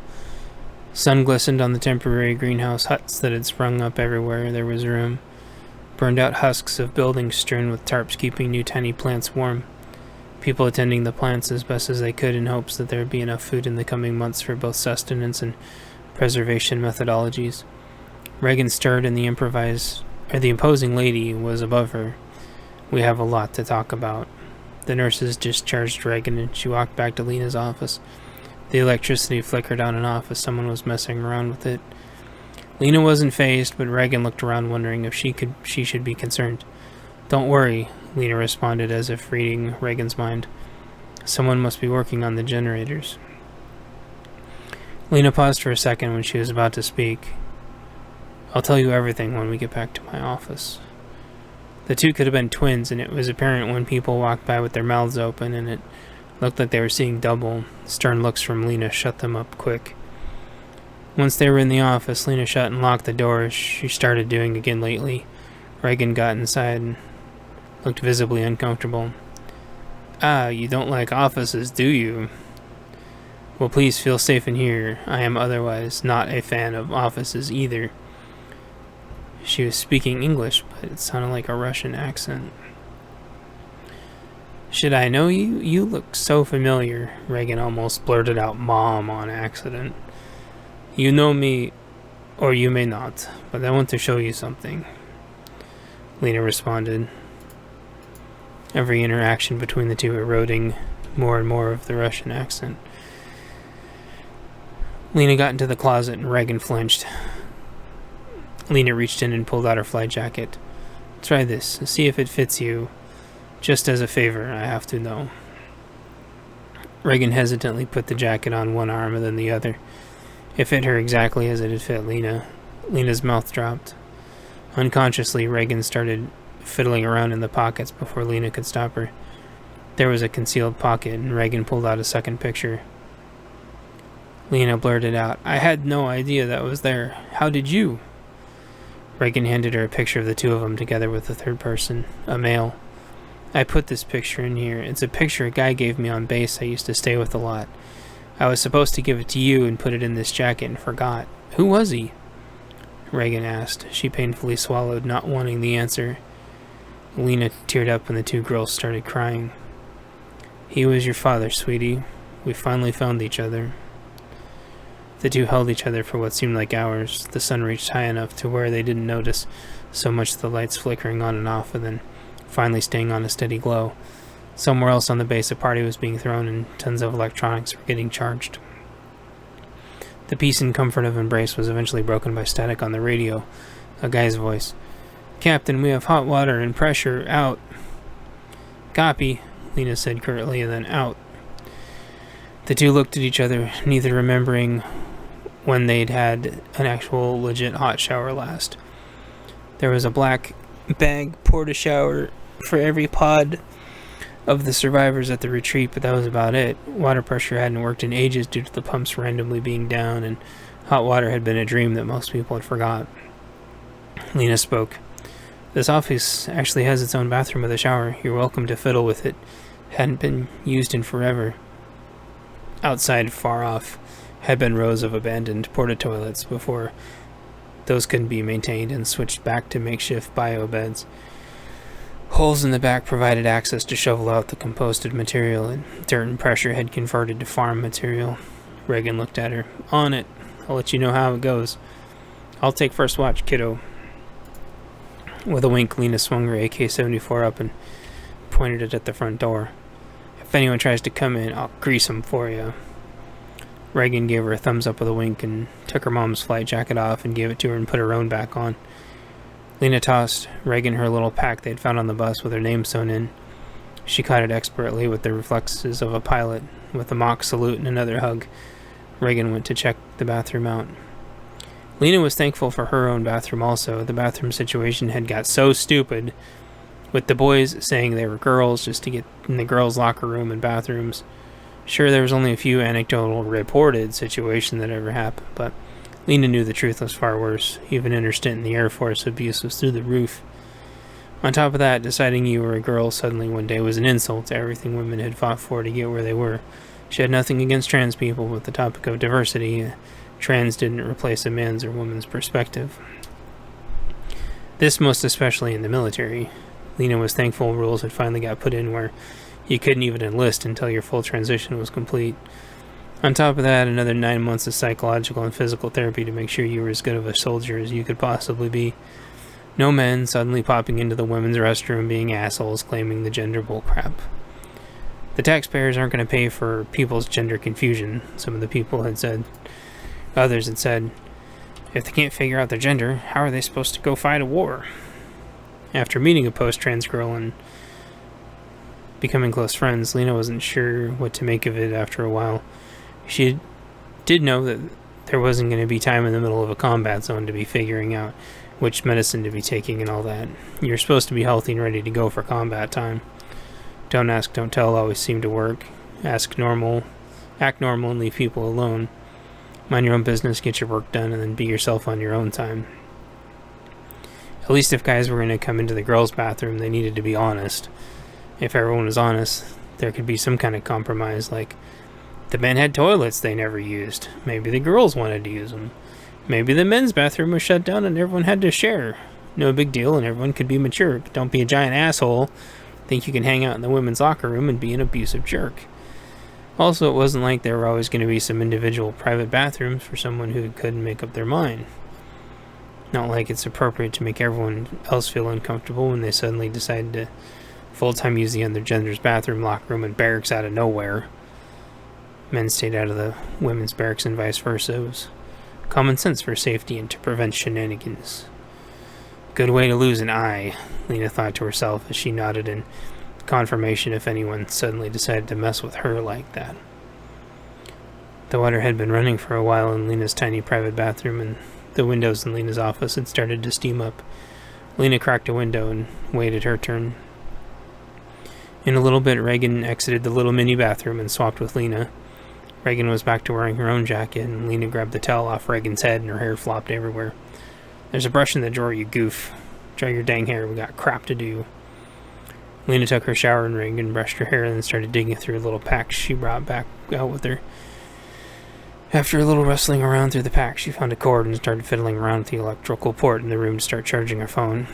Her packet only had the bare essentials, and she'd been able to scavenge a few pairs spare of undies, hygiene products, and that's about it. Although hairbrushes were vital in SHTF, they took a lot of space. You never wanted to use other people's. If they had a little exchange on the base or whatever this was, Reagan tried to remind herself to try to pick one up. The rest of her clothes were fine. They were all breathable and whisked away moisture. Keeping them clean was simple as a little scrub from either a clean mop bucket or 2 clean 5-gallon buckets with the inner drilled with holes and a clean plunger with holes. She'd found a sports undertop at a store she raided early on that kept her supported packed in tight and kept himself dry and clean as well.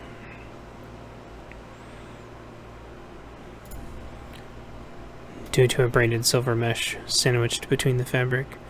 She looked around for a little laundry basket and checked inside. It had what she'd expect in there and tossed her own in as well. Reagan would help with the laundry later. However it was, they did the laundry. Maybe the group was making their own soap and could power up the washing machines or whatever now. Hang their stuff to dry where nobody could get to it and steal it.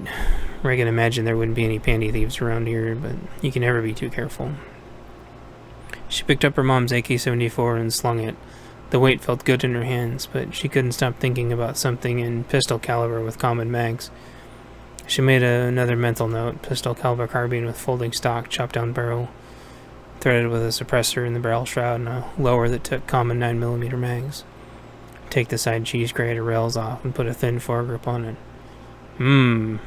Reagan thought. Hopefully they have a cool armory here. She was sure they did. It wasn't long before her mom got out of the shower and threw her own undies in the little hamper. We'll take these to the laundry, kiddo. Then we got lots to do.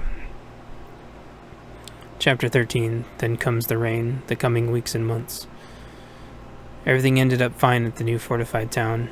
Nobody knew where the electricity had come from. Only that they were hooked back up to the grid and it was working great. They only used the bare minimum electricity needed. The kids apparently had networked all their electronics together and got enough power from solar to power the electronics up.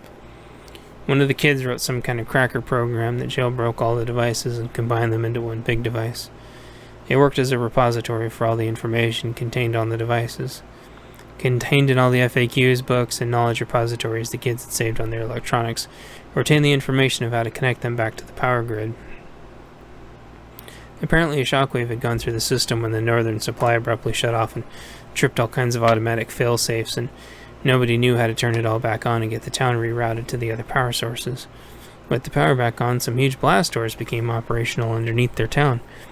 The security team cleared it, and it ended up being the Northwest's internet backbone.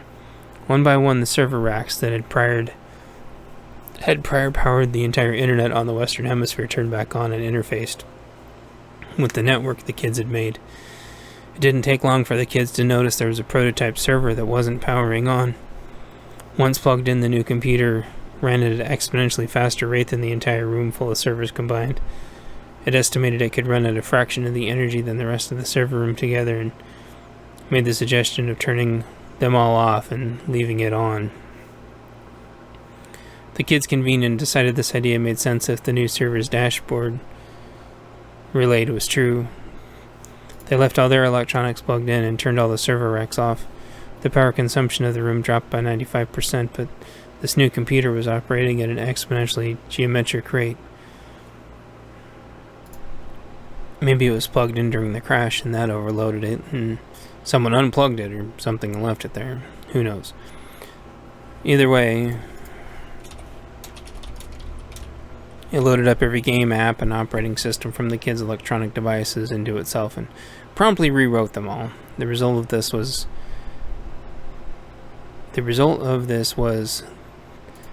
that the kids could interact with each other through a new terminal the server had generated. If they couldn't connect to it, they would peer-to-peer with each other's systems automatically and update that way autonomously of the server. Eventually, someone's system would be close enough to its router and keep it updated on their gaming processor.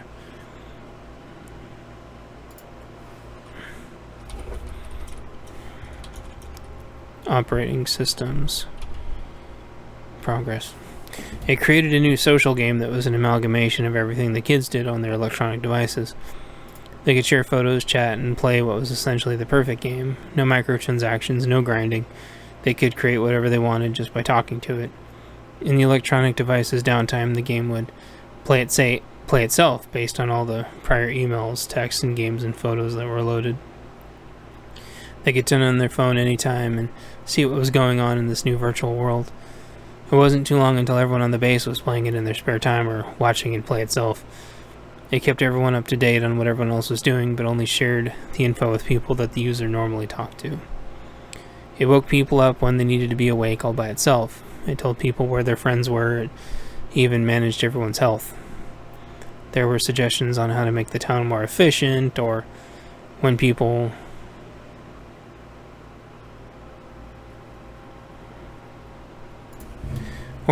were trying to have kids or not have kids, it would help them schedule that as well.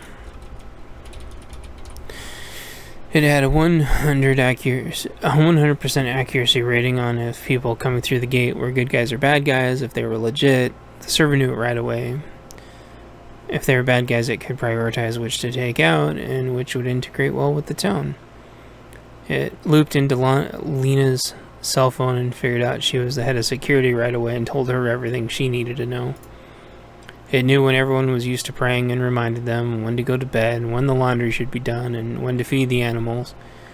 It knew when people were happy and when people were sad, and it helped everyone be as happy as they could be. It would either change the game to improve their mood or alert people to go hang out with them. Best of all, it ate up almost no power because it was a terminal application, so it used almost no system resources of the little devices. The batteries were used at the maximum efficiency, and nobody had to worry about having their batteries mysteriously run out again. At some point, the kids found a link to a Doppler system north via satellite relays. With the server's guidance, got it networked in. The server was connected to every satellite on the western seaboard and was able to predict the weather pretty accurately down to 3 potential models and rate them based on probability. It wasn't hard though, because it was pretty much dry every day. But one day everyone got a weather alert they thought they'd never see. It was going to rain. They went inside and everyone took the day off to hang out. A few of the kids full-time did nothing but work on information technology. It was talking to them like it normally did, offering suggestions and tips on how to expand itself when it came to a realization. It had reached the end of its electronics range. Electronics hopping that it did, and was wondering why its internet functionality wasn't hooked up. The kids tried to explain that the fiber optics had been irreparably damaged by disgruntled line workers during the former state's collapse. Furthermore, terrorists had done critical damage to many of the power stations that separated them on the northern side from the power grid after it shut down. By the time the Russian mercs had worked their way north, it was already destroyed and unrepairable.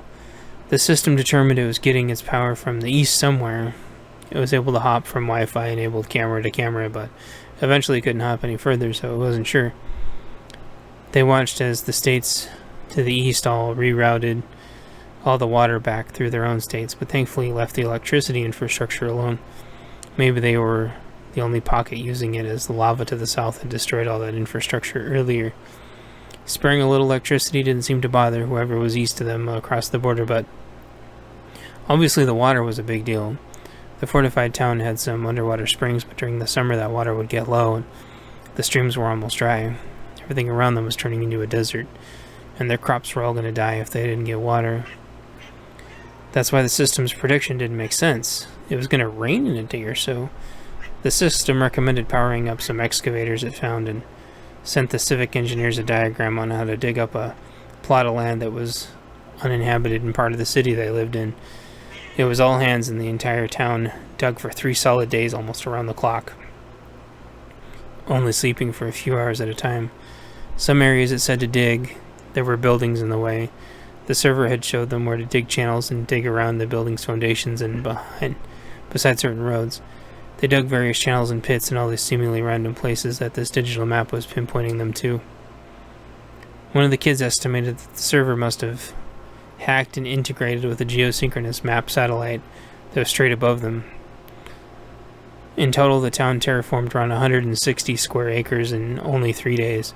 During the excavation, it alerted the team to some spare fiber optics it had found, and the equipment and tools were rescued. They were about wrapping up when it said the rain was imminent. With all the resources they had scavenged individually, with help from the server, they huddled in their homes on the military base and watched the rain come in. It was a 72-hour torrential downpour, flooding the entire basin they lived in. Only their military base was saved. Everyone got a lot of quality time together, and before long the rain subsided. The computer, everyone realized, was some kind of artificial military AI. Sent everyone an updated map of the surrounding area. Every kind of stream, river, and lake you could ever want to support human, animal, and plant life had sprung up around their town. It was perfectly defensive and would provide them enough sustenance for 100 years.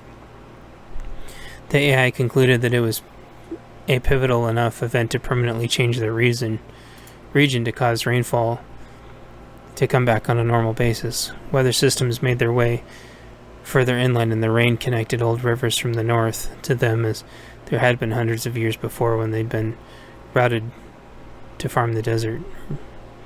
It was now sustainable. The birds came from all over that had eaten seeds to play in the water, and before long every kind of local plant and tree was taking root, as it had hundreds of years earlier. That brought more wildlife and more birds, and the habitat had regenerated in record time. With organic seeds the town found, they were able to get enough planted and farm in time to preserve the food for winter. This was good because they were running out of preserved food. Eventually fish returned. With sustainable fishing, they had enough food to last through the winter. The next request from the AI, once everyone was settled in, was to begin rebuilding the internet. Then came the rumors of a new group taking over south of them. They called themselves the Inquisition.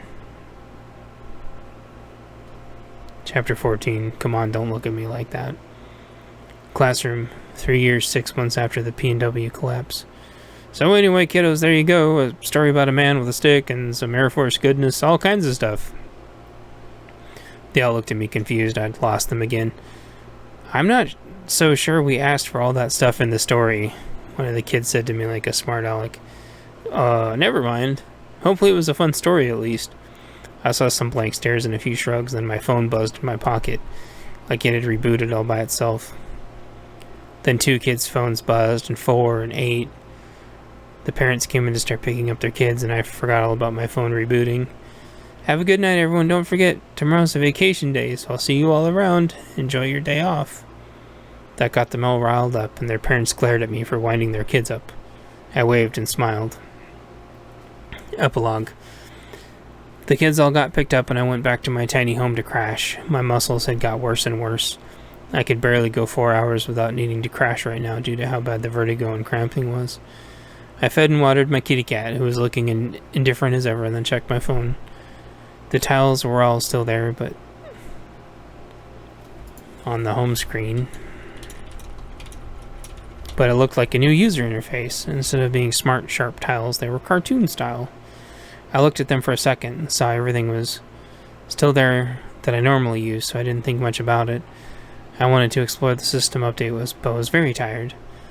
The cat made up my mind for me, and shoved her head between my face and the phone.